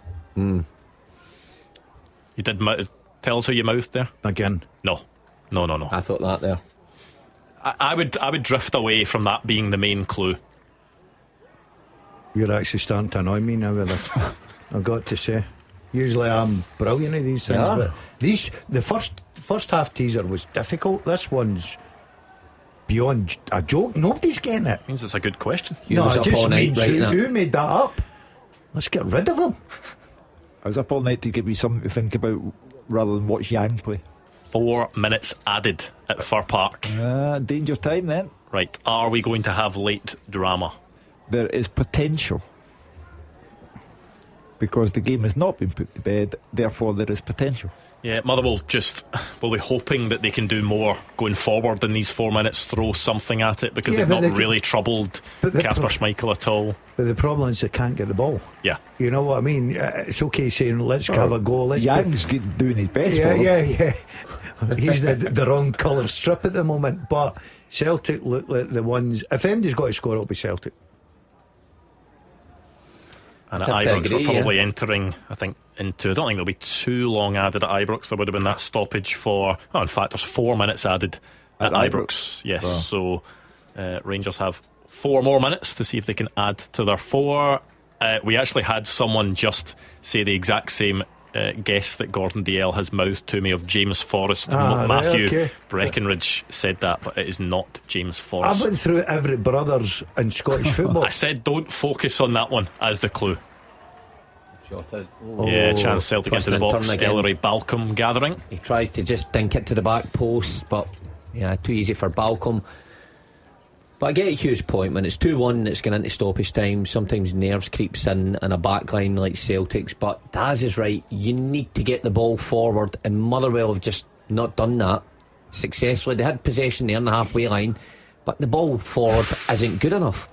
And once again, Celtic pick it up and they're away. The teaser is not Lee Miller. What I'll say is, I'm going the link is that they have sons that play in football, but you will never have heard of any of these sons. So the clue is a bit of a decoy, I would say, that they have a footballing family, because you won't know who any of their sons are that play football. Anyway, seriously? Yeah. I'm not having this. Who are you going for? Oh, that's good. Yeah. Show that to Hugh. No, you're going for Craig Beattie. I went for Craig Beattie because his boys done it. Sheffield United. That's right. And he's been at a good few clubs. How many times do you want to say Yeah, you've gone what? Ross McCormack, you've said? No, okay, no. That's not that. His son plays as well. Who else's son plays? You will not have a clue that this person has sons that play football. Really? Yeah. Roger Hanna, in injury time, has sent the correct answer. Well done, Roger. I could hear if anyone was going to get it. all the way through that Clyde tunnel, sending the signal through. I'd like to think someone switched the radio on at that very point while you were making that noise. I love Roger. It's taken Roger a long time to get out if he's been listening to this. Tough question, but a good one. Don't know if we've got any correct answers, but we will get back to that. There is 1 minute of the 94 left at Fir Park. There is probably similar at Ibrox as well. Rangers cruising, and a chance for Celtic into the box, played across, and they seal victory. And guess who it is. Goal flashes. See, I thought he was offside. Pharmacy. Motherwell 1, Celtic 3, and Jota marks his return with a goal that seals all 3 points for Celtic. Well, that really is the fairy tale. Jota in front of the Celtic fans, absolutely delighted. At last, Celtic put the game to bed. Jota scores. It's a headline writer's dream. But what a great pass to instigate matters. Offside. Hold on, he's offside. Yeah, he's offside. I'll be checked. I don't know. There's a chance that he's maybe level with the ball or behind the ball. I think there's a chance. I thought in real time he was offside, but I always think with these ones it's too tight to be able to tell one way or the other from the naked eye. So we will see. But Dyson Maeda and Jota, two players that their favoured position is the same position, linking up there showing what they can do. Maeda through the middle. It's a good ball, and I'm not sure others get on the end of that. He does ever so well. Now Telly's dream, he's started to cry. Oh my goodness. So it's television's dream, it's the headline writer's dream. Goal given full time at Fir Park, David Friel. Full time, Motherwell 1, Celtic 3, Andrew, and as the guys are saying, fairy tale stuff for Jota. Come on to make his Celtic debut. He scored with almost the last kick of the ball on his return as Celtic got the job done against Motherwell. He came on for the last 25 minutes. He was very bright, especially when he came over to the left and he tapped in Dyson Maeda's cross just at the death there. I think he's in tears. He certainly enjoyed the celebrations. The fans are celebrating him right now. It's a great start to his second stint at Celtic. I think Brendan Rodgers' only gripe will be that Celtic didn't kill Motherwell off earlier. They had 2 goals disallowed in the second half. They hit the post. They also missed a few chances before Jota scored that third goal. Motherwell, they were okay in the first half. They didn't pose any threat at all in the second half. Kasper Schmeichel was a virtual dictator. I think the scoreline, even at 3-1, probably flattered them in the end. Celtic got off to a dream start. Daisy Maeda scoring after just 49 seconds. Tony Ralston's cross on the right, perfect for Maeda, and he guided a header into the corner for his 16th goal of the season. Motherwell did rally for a bit. Stephen O'Donnell almost connected with a corner before Luke Armstrong levelled in 23 minutes. Callum McGregor slapped past it off a break. Tom Thompson swung across into the box. Cameron Carter-Vickers and Austin Trusty both failed to deal with it. Ball fell to Luke Armstrong and he found the corner. Carter-Vickers was adamant he'd been fouled by Armstrong, but ref Callum Scott wasn't having it. Motherwell something to hang on to at that point, but Celtic regained the lead 6 minutes later. Luke McCown released Maeda inside the box and he squared for Adam Ida, who tapped in from close range. Both sides had chances before the break. Tawanda Maswanise fire pass for Motherwell. Maeda twice came close, should have scored a header then, a good save from Ellery Balcom. Celtic then had the ball in the net twice in the first 20 minutes of the second half, but both were ruled out.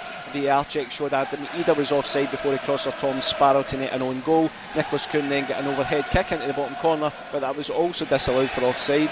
Adam Ida hit the post, Hatate fired over, Carter Vickers headed over, Yang forced a save from Balcom. It looked like Celtic just wouldn't get that third goal, but then right at the end, Daisy Maeda released unselfish cross for Jota and he tapped in. He's taking a claim of the Celtic fans just now. He's absolutely loving it. They're loving it too. Full time, Motherwell 1, Celtic 3. Yeah, tears in the eyes of Jota as that game went full time. He's then, as David said, lapping up the celebrations in that away end at Fir Park. Full time there and full time at Ibrox. Roger Hannah. Yeah, and the Rangers fans are lapping up here too. Andrew, Rangers 4, Ross County nil. As comfortable as you like for Philip Clement's side. Yanis Hadji had him 2 up inside the opening 25 minutes. John Souttar then scored a third before the break, and the captain James Tavernier scored a penalty late on to put a gloss in the result. Souttar also had one disallowed for offside in the second half as Rangers cruised to the points, and there were so many positives for Clement and the home side. Souttar got an hour in his first start for 2 months. Bailey Rice got the second 45 minutes as a sub for Mo Diamande. There was a return of Tom Lawrence late on and a debut also off the bench for loan signing Rafael Fernandez. There's now 3 wins at 3 different venues for Rangers against Ross County this season. They've racked up 13 goals with no reply, and they were in charge from the first whistle. The opening goal came in 18 minutes. Václav Černý coming off the right flank onto his left foot. A fierce shot pushed out by county goalkeeper Jordan Amisa, but straight into the path of Hadji, who knocked home the loose ball. It was 2-0 in 25 minutes. Hadji again, this time with a free kick which deflected off the county wall on wrong-footed goalkeeper Amisa. The free kick given after a tug on Cyril Dessers just outside the D. That became 3-0 in 36 minutes. Souttar tapping in at the back post after Nico Raskin had flicked on Hadji's corner from the left. A first start for Souttar since a defeat for Ross County in Dingwall against Rangers at the start of December. Souttar then had the ball in the net at the start of the second half, but it was ruled out for an offside in the build-up. Souttar had just over an hour before making way for Robin Proper, and then Rangers got a 4th goal in 79 minutes. A foul and Dessers in the box. Referee Stephen Maclean pointing to the spot, confirmed by VAR Andrew Dallas. Rangers' first penalty of the season, would you believe? Tavernier made no mistake sending Amisa the wrong way from the spot. There could have been more. Hadji and Černý were excellent in the flanks. It was a decent display by the stadium man of the match, Clinton Insiala, and it remains to be seen with just 24 hours left of this transfer window whether Clement will have the time or the finance to add to this squad. As for County, they're now stuck deep in the relegation playoff places. They hardly tested Jack Butland at all. Another miserable trip to Glasgow for Don Cowie. Not so miserable for Philip Clement. Rangers 4, Ross County 0. Yes, all over at Fir Park and all over at Ibrox, but it's not all over here because we are here until 6 o'clock and you can now get involved. 0141 951 1025. Maybe you've got some thoughts on that Celtic win at Motherwell. Maybe you're a Celtic fan delighted with the return of Jota, his goal scoring return to action today. Maybe you're a Motherwell fan and you've got some thoughts on what's happened over the last couple of weeks. Rangers fans, you must be happy with that performance today. Who impressed you? Who should be staying in the team? And what does your club need to do before tomorrow night's transfer deadline? 0141 951 1025. This is Clyde One Super Scoreboard. After the action, it's your reaction. 0141 951 1025. Clyde One Super Scoreboards Open Line. Celtic 3-1 winners against Motherwell at Fir Park. Rangers with a comfortable 4-0 win against Ross County at Ibrox. And now we want to hear what you make of it. 0141 951 1025. Maybe it's the action on the park. Maybe it's about Jota's return. Maybe there was a particular Rangers player that impressed you today. And of course tomorrow night is the transfer deadline. There's got to be people out there that have thoughts on what you want your club to do before that window slams shut, because there is not long left whatsoever. So 0141 951 1025, and as usual you can get in touch on Twitter at Clyde SSB. Hugh, the journalist in me says television gold, Jota cries. The television captured that moment. The newspapers get the headline, Jota scores. Today though, man the match by a distance, Daizen Maeda scored one, assisted for the other two. He was the top man for Celtic. It was in the end a comfortable win. 2 offside goals, ball off the post, could have been 4-5-6-1. Elements of the defending left a lot to be desired, but it's still the 10-point lead. They are still a game in hand over Rangers. That we played on Wednesday night against Dundee. That should go back to 13 points plus a goal difference that is so superior it's barely worth talking about. So we'll see how Brendan Rodgers sums it all up, but status quo, Celtic top. I think a comfortable afternoon for both. I think we predicted that. Rangers, job done easy. Always helps when you get early goals, doesn't it? And for Celtic, I mean, they got the earliest goal you can ever imagine, 50 seconds, but Hugh's right, but a struggle sometimes defensively in the first period, but after that I thought they got their act together and cruised at a couple of good goals, and I think Brendan Rodgers will be happy with that performance today. 3 goals and dominant in possession. Yeah, they left it late to make it comfortable, last kick of the ball, but we said when the game was on, Motherwell never threatened Celtic in the second half. If MD was going to score, it was Celtic. I thought it was a comfortable day for Celtic. And Rangers, well, it was what everybody thought, a comfortable afternoon.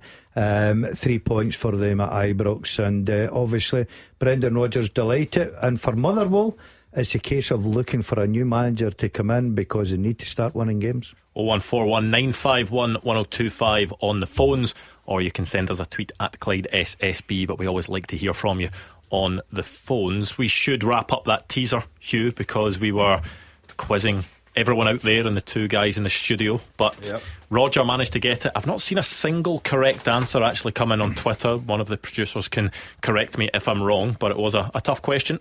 I have played with Craig Burley and Rory Delap. I have been managed by Alex Maclean and George Burley. I have more than 30 caps for my country, and I'm not the only one in my family to play football professionally. I am Simo Valakari. Yes, I said it's someone we talk about semi-regularly on this show. It is current St Johnstone manager Simo Valakari. I did say that the clue about having, footballing family members is maybe a bit of a red herring, because I'm not sure many people are aware of the Valakari. I think it's 3 sons all play football, so good footballing stock there from the Valakaris, but no correct answers. Nobody got it, but you know what, we'll give Roger Hanna his place on the podium. Well, deserves it. But Valakari made a difference at St Johnstone. I was sceptical to begin with.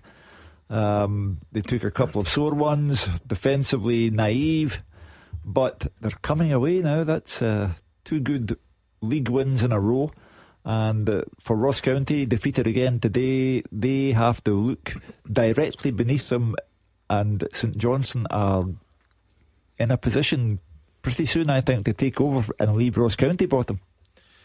Yeah, in terms of today's action, is the real headline Jota scoring on his return? Yeah, I think so. You couldn't ask for a better return. He got on the pitch to get some game time, obviously looking towards this big game against Bayern Munich.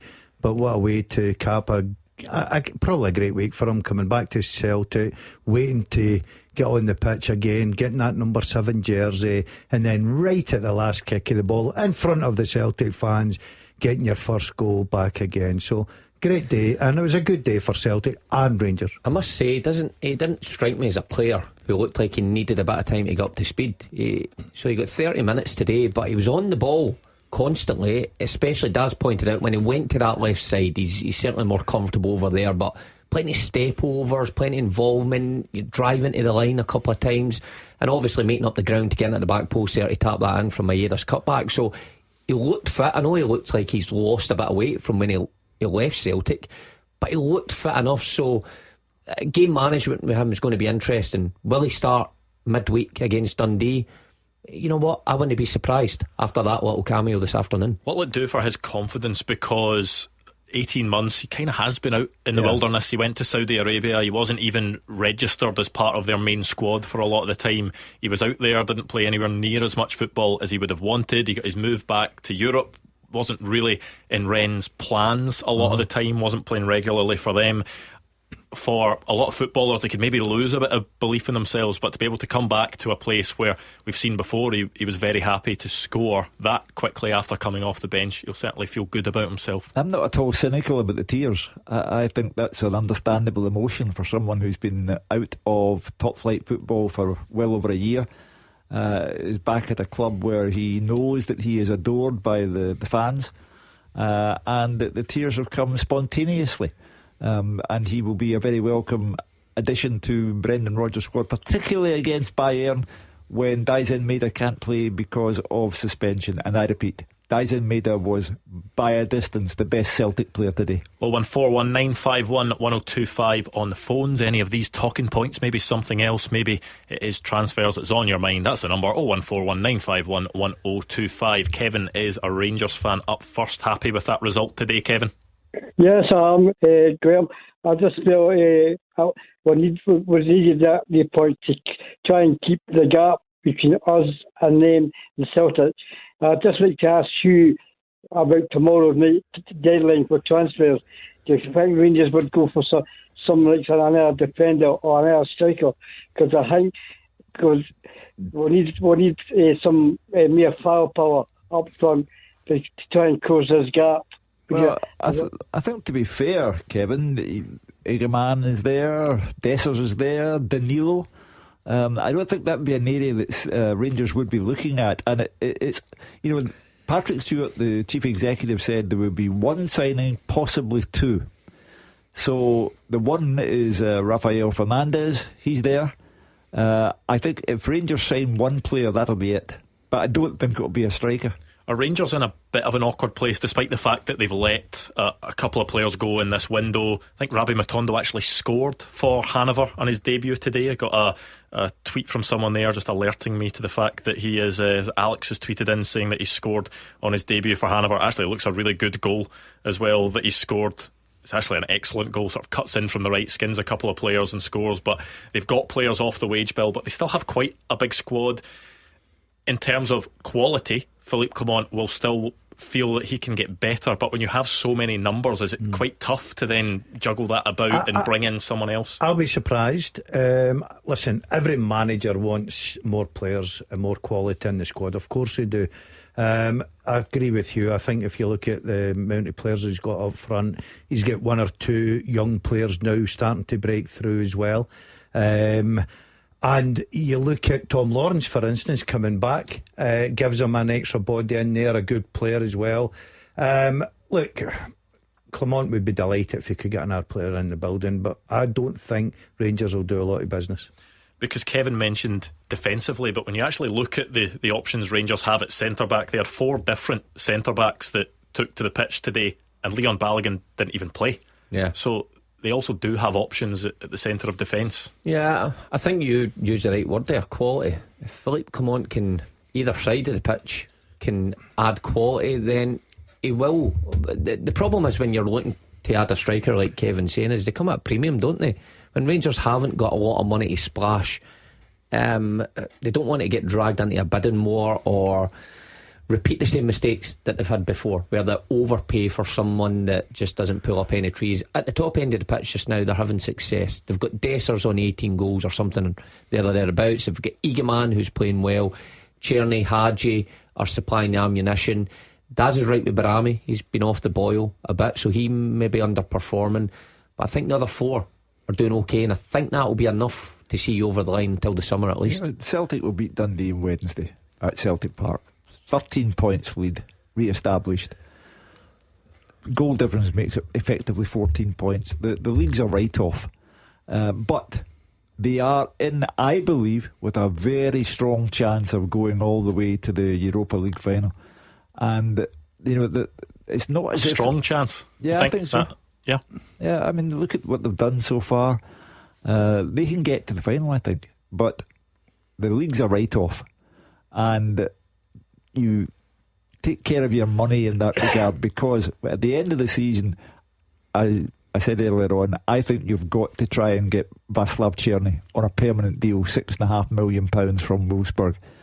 So you've got to play clever with your finances. Yeah, and just talking in that, Hugh, I think people look at Rangers, for instance, Matondo, you mentioned him there, they got him out, he was in decent wages, Dow, decent wages, people like that, right? But what they don't realise is Rangers will still be picking up a hefty amount of those wages. It's not like they're, the clubs are just saying, right, okay, he's on 20, 25, 30, whatever it is a week, we'll pick that up. It doesn't work like that. It's a percentage. So the team will come in and say, look, if he's on 20 grand, we'll cover half of it. Rangers are still picking up a lump sum. So where Hugh's talking finances there, I think Rangers have got enough in the building. I think Rangers fans would love another player in, but I don't know if it'll happen. Kevin, how much better are you feeling as a Rangers fan now than you maybe were a couple of months ago? I'm a wee bit more happier because I stand to play football, and as I support Rangers, I'm looking for them to get into the top, the Euro. I agree with you. They maybe get to the final and hope they can produce a good performance. Can I say before I go? I'd like to say to there's 3 Hugh Keevins, Gordon Dalziel and Mark Wilson. I've listened to you every night, and I really like your what you're saying. I'm your number 1 fan. Oh, thank you, Kevin. Very nice of you. But I've got to say, Kevin, it's a big shout for you and Hugh. Rangers to the final at this stage already. Yeah, a strong chance. Yeah, have you seen some of the teams? About Hugh. Well, I know Rangers have done it previously, but it was such a big achievement for them to do it last time. Well, do you feel is the feeling the same this season as it was that season, where they can go out and they can still keep on getting those big results? Look at the teams that will play against them, whether it's Bodo Glimt, Fenerbahce, Twente Enschede, whoever. I think that Rangers can beat any of the 4 teams that are on their to-do list, and then we'll take it from there. But their European performances are such that I think they deserve to be considered in that way. It's a big shout. I think it's a bit early. I think as the tournament goes on, it becomes harder, obviously. Sometimes you can get a great run with a draw, or it suits you, whatever it may be. I agree with what you were saying there about the 4 teams possibility. Look, Rangers, with the way they've played in Europe, will not be fearing any of them, but it's still, for me, a big ask. No, for me, I don't think so. And I mean that in the greatest respect, because I think Rangers have done well in this, better than well in this qualification campaign, this league campaign, and they've come up against some big names in Tottenham and Man United and Lyon and got to the top 8. But I think when you go into the next stage, the next round might throw up a favourable draw, but going all the way to the final, I get it happened just 3 years ago. I can't see it repeating itself. If Rangers can continue the form they've been showing domestically over the past couple of weeks, where they've looked better than they had previously, they managed to translate that to their away form in the league. Can that sort of bounce off each other and help, European performances can help domestically, domestic ones can help European performances? Without doubt. Rangers' problem, and Kevin would be even more excited than he is already, those dreadful away games that cost them so many points. We should be talking about a league race that is stunning between Celtic and Rangers, but we're not, because Rangers blew it in the formative days of the Championship. But they are now looking like a proper team. They will drop very few league points, between now and the end of the season, but the damage has been done. With regard to Europe, they really and truly believe in themselves, and I think that's a big factor in their favour.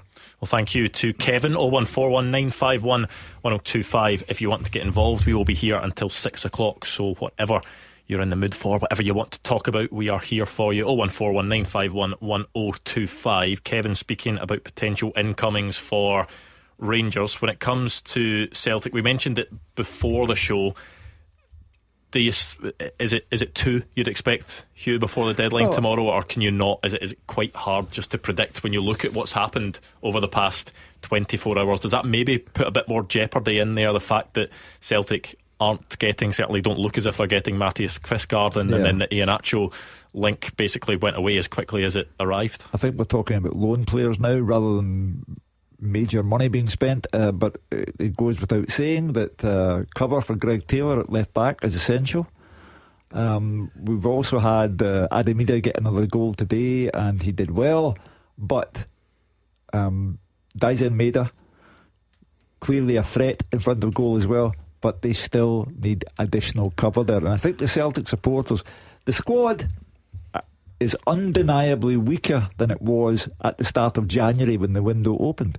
Therefore, for me, it stands to reason that you need to get 2 players in by 11 o'clock tomorrow night. You run the risk, don't you? You run the risk. Look, there's no doubt that Celtic, with the squad they've got, if they could keep away from injuries, suspensions, whatever, they could easily go away. He does starting to score goals. I thought he played well today. I really did. Hugh was right. Maeda, man of match, brilliant, through the middle as well. So they'll certainly get players, different players. Maeda gives them something different, Ida gives them something different. So they've got those 2 players that can play there. The problem is Celtic are involved in so many games now between now and the end of the season. And it's the same with the left back position. And Mark says there about, Scales can go and play there. Of course he can. Montgomery can go and play there. You really don't want to get caught short. It would just be a bit unlucky. You get a couple of injuries, and all of a sudden you're leaving yourself behind the black ball here. And it would be very, very difficult with the amount of games and the important games that Celtic have come up. Is that what it looks like if Celtic don't manage to strengthen before the deadline? It's not an absolute disaster, given the fact of where Celtic sit in the table. They're already through to that playoff round in the Champions League, in a game that they're not fancied because it's against a European giant. That Celtic fans would love to see a striker come in, would love to see a left back come in. Brendan Rodgers would like the same. There's been bids for wingers as well that we've seen knocked back. But if Celtic don't strengthen, how much of an impact, if any, will it have on their season? That's the point I was going to make. I think it's a wise point you say there, Andrew, because I get the narrative. The story will be, and Hugh is right, that Celtic are weaker coming out of this window if they don't add anybody, purely because Kyogo's moved on. He's a big one. But are they going to be stretched? Do you start then worrying about injuries? What if Greg Taylor hardly misses a game, and you've got Scales there that can fill in, you've got Montgomery there for backup. Again, we've seen a glimpse of Maeda through the middle, and Ida. Is it going to be a disaster? What have they got left in the league? How many games? 12 games in the league to play. They're far and away ahead. What have they got in the Scottish Cup? Had to reach a final.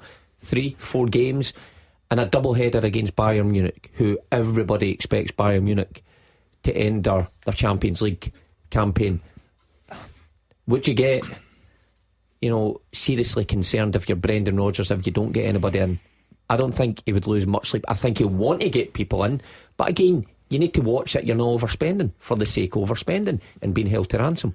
Plenty happening today in Scottish football. Maybe you've got some thoughts on Celtic's 3-1 win over Motherwell. What about Jota's return? What did you make of his cameo role where he got that third goal and sealed the points for Celtic? Rangers fans, maybe you're on your way back from Ibrox now. We always want to hear from those who were at the game. What did you make of that performance? Who impressed you? And the transfer deadline is tomorrow night. What does your club need before that transfer window slams shut? 0141 951 1025. Clyde 1 Super Scoreboard. The games are over, the talking begins. 0141 951 1025. Clyde One Super Scoreboards open line. Still plenty of time to get your calls in on today's action in the Scottish Premiership. Rangers with a comfortable 4-0 win over Ross County at Ibrox, and Celtic sealing all 3 points. A 3-1 win at Fir Park, and it was Jota that got the goal that sealed it all. Of course it was too. I mean, the script was all there, wasn't it, Hugh? Oh yeah. And as I say, I don't blame him for the tears. I'm not being cynical and suggesting for one moment it was all for the benefit of the cameras. He's been out of top flight football for a long while, and here he is back in front of the Celtic supporters, and it was written in the stars probably. Yeah, the link-up play between Dyson Maeda and Jota will be something that's promising, especially if there maybe isn't to be that activity that Celtic fans are wanting. It still may well happen, they may well bring in a striker, but to see the two of those players, you know, squaring up for a goal is good stuff. Well, it's a front three. If you've got Maeda, Kuhn and Jota, it's a front three that would strike fear into any back line, purely because you've got out-and-out pacer with Maeda and Kuhn, and Jota's no slouch, but you've got real creativity and trickery on both wings as well. What you might lose is a wee bit of physicality in that front three, but that's where Ida plays his part.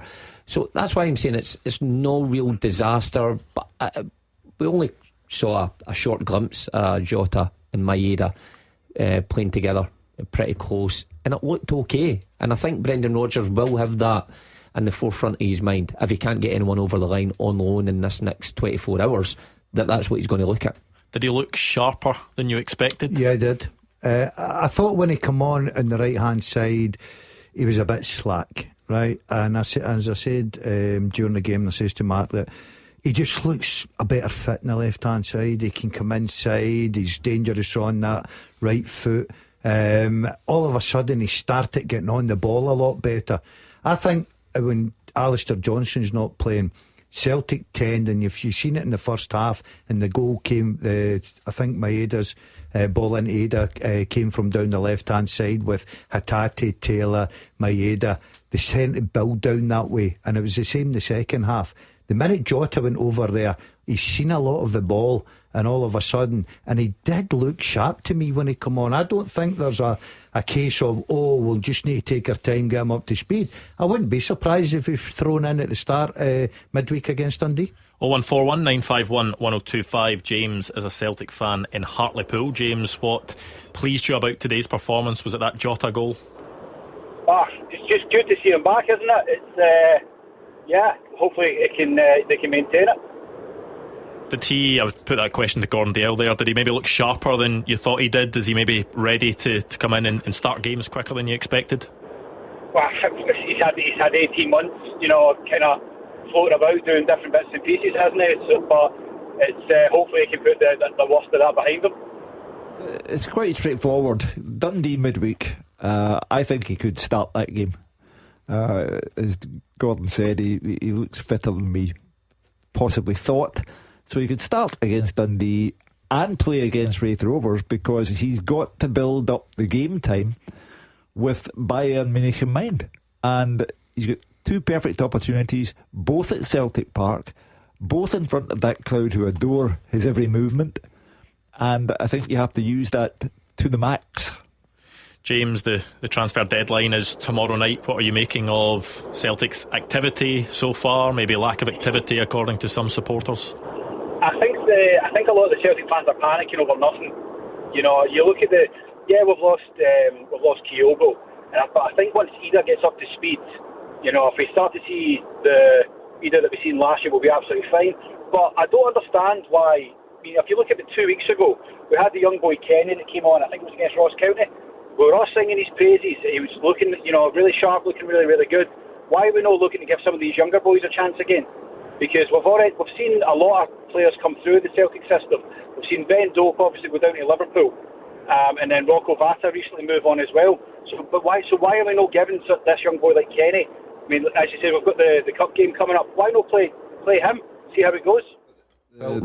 Sorry, Hugh. Kenny's not that young. Let's get that clear. He's not an academy product as well. Kenny was Shamrock Rovers. Yeah, he was bought in. He was loaned back out, and he's been brought back to the club because he scored some goals. That's should be how it works if you put a player out on loan. So he's a player who maybe Brendan Rodgers thought could have done more in his time, but he gave him his opportunity. The other young players, I'm guessing with Brendan Rodgers, he's got that big a squad and quality internationals. It has to be in merit. I remember going back to when I was at Celtic, and there was a rule that you had to put 3 homegrown players on the bench, and I think that annoyed Gordon Strachan a lot of the time because he was having to leave players out who actually merited it. I get the principle of that, but you aren't going to just put players on for the sake of it. I'm all for promoting youth, and I would like to see Celtic promote more youth in our leagues here, but you're not just going to throw them on for the sake of it. Celtic are, they've made offers to Daniel Cummings, for example, who played part of the game at Fir Park. But the suggestion is that Daniel Cummings will go to West Ham United, and Celtic will get £300,000 as a development fee. Rocco Vata left, went to Watford. Daniel Kelly left, went to Millwall. It's just a fact of life now that, on the one hand, Brendan Rodgers wants the young to show patience, and he cited the example of Callum McGregor, who today made his 500th appearance for Celtic. Callum McGregor showed patience, went on loan to Notts County, came back to Celtic, and has now had a dazzling career at Celtic. But Rocco Vata didn't want to show patience, and Daniel Kelly didn't want to show patience, and Daniel Cummings may not want to show patience either. So Celtic, I'm not sure it's the players, Hugh. I think it's the advice the players get. Brendan Rodgers did sort of try and touch on that on Friday, and he said that it may be influence from agents, but it's got to be a mix as well. There will be some agents that want their players to get moves and go out to other clubs. Sometimes it will be the player that will feel that they're maybe ready at the age of 18 to be playing games, whereas Brendan Rodgers has said himself that he doesn't need players to be ready at 18. He wants them to be ready at 21. I'd be astonished if there was players at 18 rocking up to Brendan Rodgers saying, by the way, Gaffer, I'm ready to play in your team. Unless you are exceptional, you're never getting anywhere near first teams at Celtic and Rangers at 18. And Hugh's right, Cal McGregor's a great example. You need to bide your time. The problem is these players are getting advice that they can make more money and possibly have a better route down south. Now we've seen Rocco Vata maybe getting more game time, but what's happened to Kelly? He went down south to Millwall to get more game time. He's never been seen. And what would it have been like? He was in and around the Celtic first team, so he might have got more game time here. So I think it sometimes hinders the young players, and Cummins might be the next one that's away. He's done very well for Celtic. He got a glimpse of Champions League football, but he could be off just like that. I hear what you're saying, Mark, but you can't throw all the blame at the agents though. You know what I mean? I agree with Mark slightly in the fact that agents nowadays have a big say in your player. But if you're a player there and you're communicating with your manager, and especially the manager of the quality we're talking about Celtic, Brendan Rodgers, then sometimes as a player, and you're an adult as well, you've got to take responsibility to say, no, I believe that, with a bit of patience, a bit of hard work that the manager's telling me, my time will come. So I think sometimes, okay, agents have a big say, but I think the players are the ones with the final say and the responsibility. Callum McGregor made his debut for Celtic in 2014. Over the course of those 11 years, the world's changed, because young boys don't consider it to be their life's dream to play for Celtic or Rangers. They just don't. Some players will. Yeah, some, but not all. And those who have left clearly didn't feel that way. I think you're right there, Hugh. You make a good point. I think, going back to my day growing up, you were either you wanted to play with Celtic or you wanted to play with Rangers. I agree with you. I think the world's changed now. Football's changed, of course it has. Also, the chasm between finances between Scotland and England grows greater and greater, to the point where English clubs can offer money that Scottish clubs couldn't dream of for players at the age of and take a 16, never mind 18, 20. Look, we've seen players going down there and English clubs quite willing to throw any amount of money because they're so rich down there, whereas they're sitting up here and they're luring money, and everybody tells you it's a short career, make as much money as you can. Sometimes you make the wrong decisions and it comes back to bite you. there'll be a few Celtic young players probably made these decisions. Some of them have maybe went out and thought best decision I've ever made. It's just the nature. My argument though is about why people think, why can Celtic and Rangers not keep a hold of these players? Celtic might only get 300,000 for Daniel Cummins if he goes in a development fee, but sometimes they can't control that. They're saying we want to keep players like Cummins and Vata, and we'll offer them what we think they're worth at this minute, but the English market dwarfs it. They are then being advised, look at this offer, look at this shiny new bag of cash you're going to get, and your route into English football, and they're taking away. And Celtic and Rangers will get the blame for not being able to keep the players. Celtic gave Ben Doak his first team debut against Rangers, Old Firm derby. He left.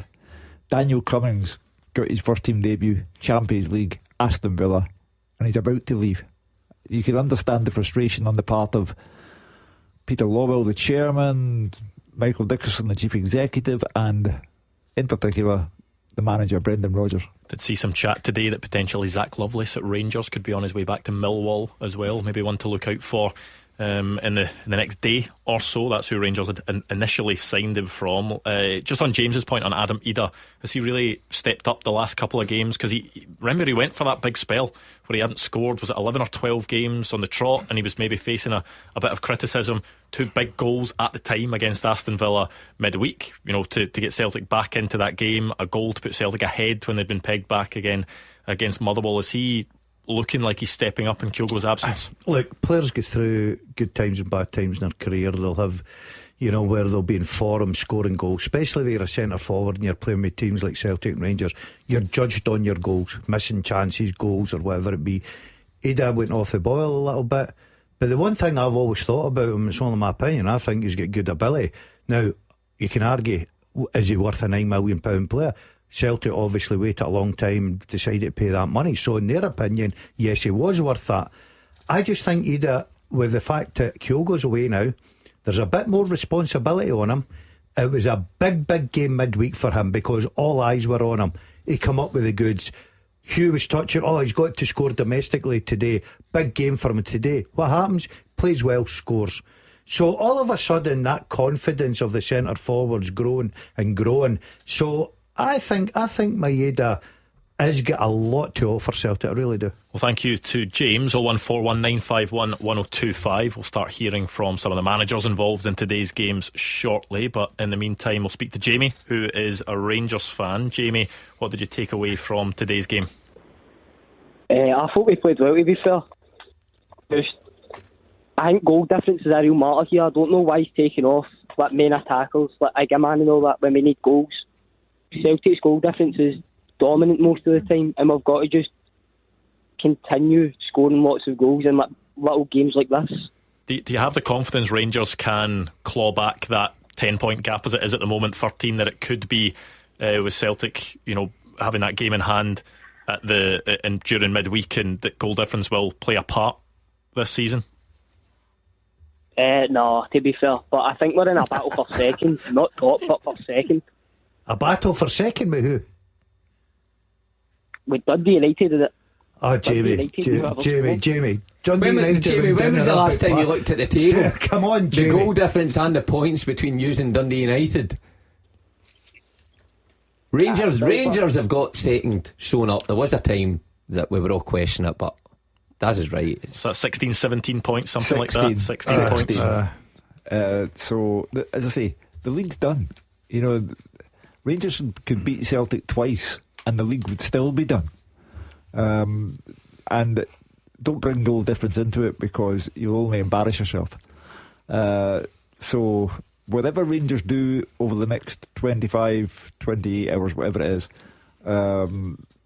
it's not with a view to winning the league this season. Well, let's hear a bit from Philippe Clement, what he made of today's game and just the week in general.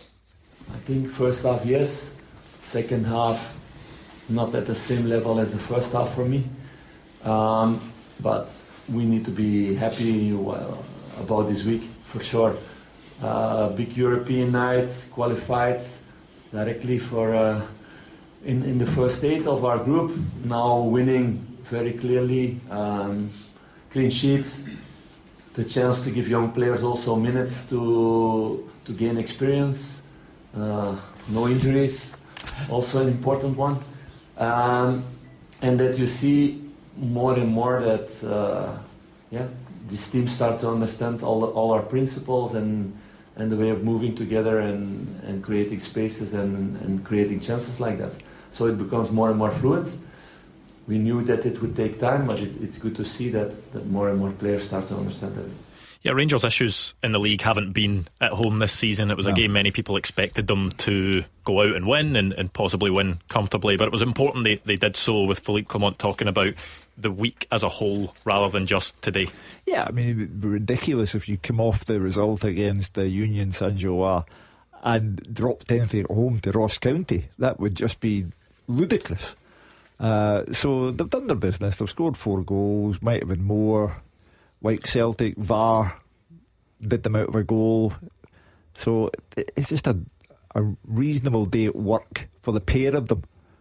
Celtic and Rangers. They look much stronger just now, Rangers. They look in a good place. And you compare that to the beginning of January, where they have those couple of slip-ups, but then they beat Aberdeen at home, don't they? Then they get into their stride a bit.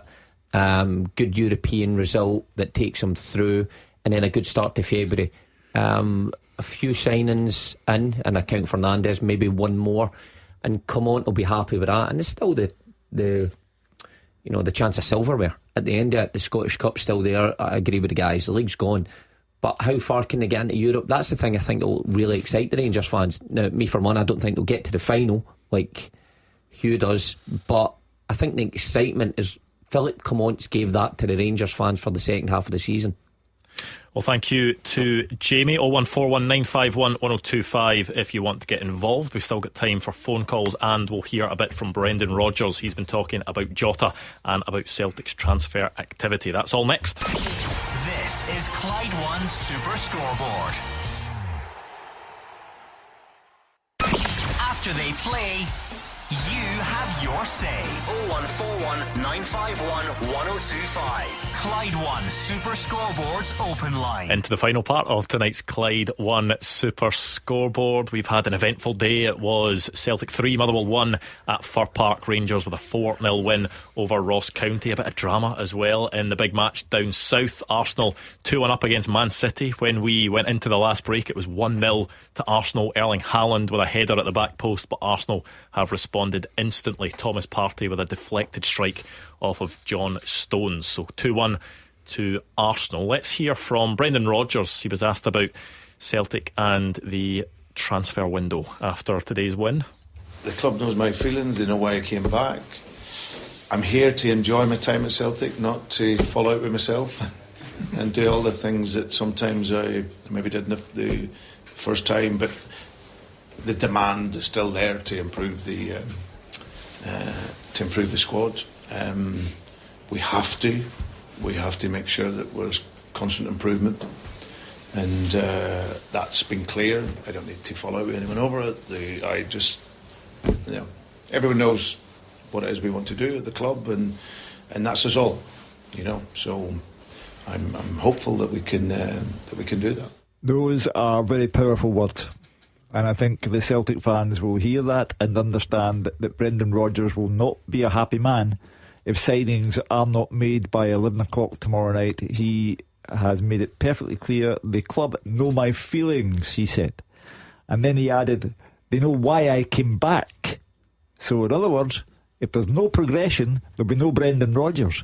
So he has thrown down a gauntlet to Michael Nicholson and to Chris Mackay, Celtic's financial director, and if there are no new signings of a suitable calibre by 11 o'clock tomorrow night, Celtic will have an unhappy Brendan Rodgers on their hands. Yeah, interesting that, because he said he doesn't need to fall out with anyone at the club over it. He says that everyone at the club sort of knows what they need to do, but with him speaking so openly and saying we have to strengthen, if Celtic don't strengthen before the deadline, that's when it maybe becomes an issue. But maybe he feels confident that it's going to happen. Certainly he seems desperate to get some signings in. I don't know what else he could say there. He'll know the Celtic fans know they need to add one or two. He just wants to make that everybody on the same page here, that he's of the same thought, the board's of the same thought as well. So they're actively trying, obviously. I don't think it's Brendan Rodgers wants signing in and the board are saying, or the hierarchy are saying, no, I don't think so. I think they're actively pursuing targets. But I think he's right in saying he's not going to fall out with anybody if it doesn't happen. When Brendan Rodgers speaks in that way, he knows precisely what he's doing. And he knows there are 29 hours left in the transfer window, and he is advertising the fact. He's using the press to put it out there that he wants signings by 11 o'clock tomorrow night. That's the managerial way of advertising your feelings. Surely he knows the situation by this time, Hugh. You're not telling me that he's got to get into the office tomorrow and all of a sudden get a phone call saying he'll know exactly what's going on. Yeah, I agree. What else can he say there? Of course, every manager's the same. You want to keep improving. That's why he's there. He's in the Champions League. He's won the League Cup. He's in the Scottish Cup, and he's in a great position in the league. And he's lost his top goal scorer. Of course, he wants to keep strengthening his squad. I don't see end up with it. I do believe Celtic will have new players in the building. But again, bringing players in, it's got to be for the right reasons, to improve, he says, the squad. So there's no point in bringing in players who he doesn't think is going to improve, because where does he leave himself? He leaves himself with people like us in this show saying that's a bad signing from Celtic yet again, it goes down as a failure. Managers don't want that in their CV, racking up a list of bad signings just to appease a window. If they feel they've got enough there, then fine. But if there's somebody that stands out that he actively wants and they can pursue to get it done, of course he'll be desperate, but not just for the sake of it. Brendan Rodgers made it publicly known that Kyogo had told him months ago that he wanted to leave the club. And Brendan Rodgers is tonight, I think, letting it be known that it wasn't him that waited months without doing anything. He went on to say, I don't think we have the clip of it, may get to hear that tomorrow in a bit more length, although the situation could have changed drastically by then. There may well be signings in the door, to say that he pretty much confirmed that it's a loan is likely for a striker rather than a permanent signing. After the Kvistgaarden deal fell through, there was obviously talk of Kelechi Iheanacho. It sort of looked as if that was the way to go, whether it is a loan with an option to buy or whether it is just a straight loan to get Celtic through to the summer to then get a longer term option remains to be seen. Well, what he's telling you is that they need to be strengthened for the remainder of the season. He does not want to negotiate what's left in the season. He wants a treble. He's already got 2 trophies, and he wants the Scottish Cup, and he wants to finish the league with a flourish, and he still has the Champions League. So whether it's a loan or a permanent signing, remember that Daizen Maeda was a loan signing to begin with. He wants that kind of quality. It worked well last year for him because he brought in Ida, and everybody was talking about why is Celtic signing a 4th choice striker at Norwich. And look at the importance of the goals, and look at the fact that Brendan Rodgers waited such a long time in the transfer window and paid £9 million for him.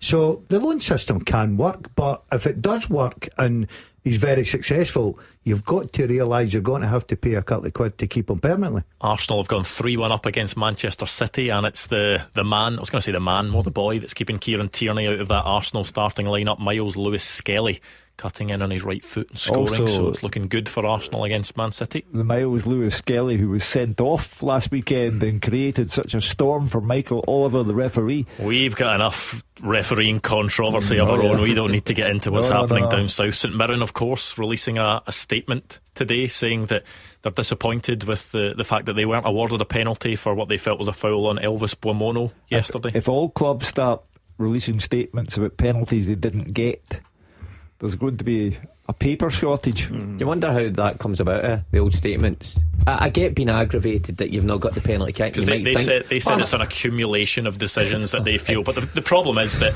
I reckon every club, certainly every supporter of every club, will feel that there has been at some point an accumulation of decisions that have gone against their side. It just happens. You view everything through the tinted specs of whatever team you support or work for. Certainly, I think if we went round and said, whether it should have been a penalty or not. We spoke about it earlier. It might have been off air that we all probably felt it should have been a penalty to St Mirren, but when you start releasing statements, is that... Well, it's one more for Willie Collins' agenda. When Willie and Gordon Duncan next meet to review decisions that have been taken, and last week Willie had to apologise to Derek McInnes, and he regularly apologises to managers.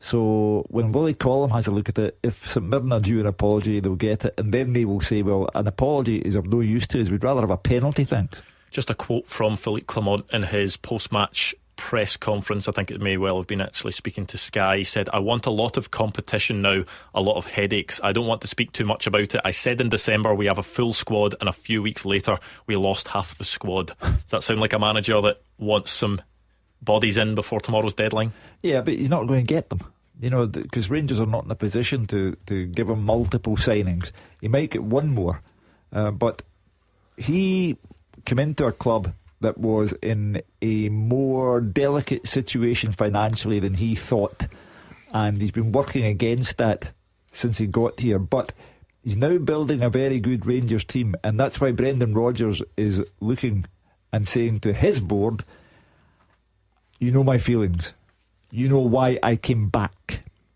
Well, let's hear more from Brendan Rodgers, this time on Jota. It was nice for him, nice moment. He obviously he was a superstar when he was here the first time, and it's been a challenge for him obviously leaving, but he couldn't have wrote that any better really. He's a wonderful player. He's obviously a way to go in terms of his fitness, clearly, but yeah, someone who can beat a man. He doesn't just look a good player, he is a good player. He can beat a man. He's very effective, and like I say, he once he gets up to fitness in terms of how I want him to press the game, and he's going to be a fantastic player again for us. Interesting to see how Brendan Rodgers utilises him as well, because it may well be different to how Ange Postecoglou played him. We may see a different side to Jota this time round. Well, we can hear Gordon Dale zipping up his jacket. Come on, surely just leave it until... That's going to save him valuable settings, Andrew. A model professional. He's as much used to us as Yang. So Brendan Rodgers makes a speciality of making good players very good players, and he has already said that he thinks he can do that with Jota.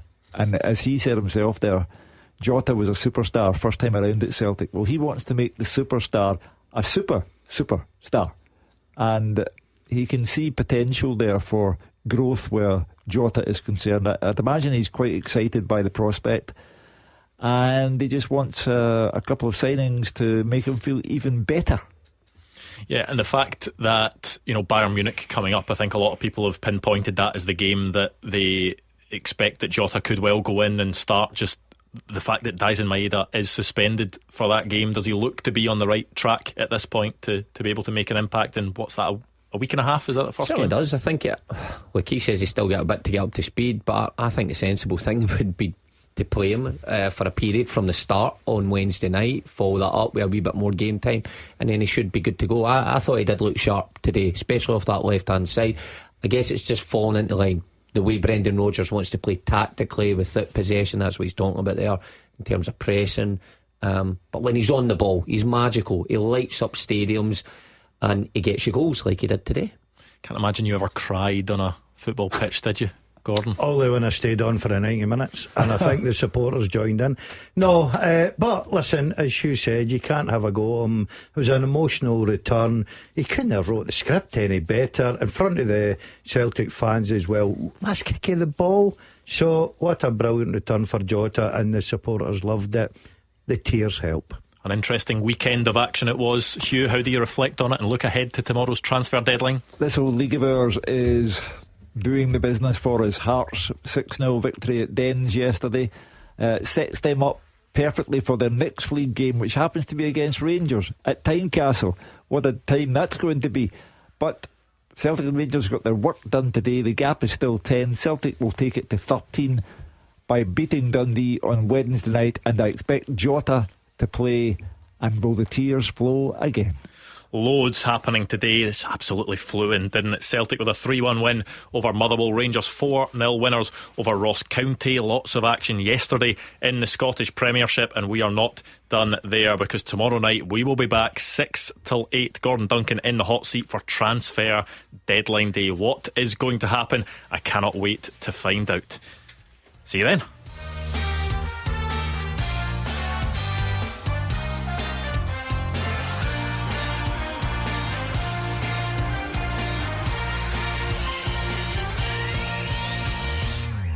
The Clyde One Super Scoreboard Podcast. With Lucas Volvo. Looking to sell your Volvo? Contact them today for a no-obligation quotation.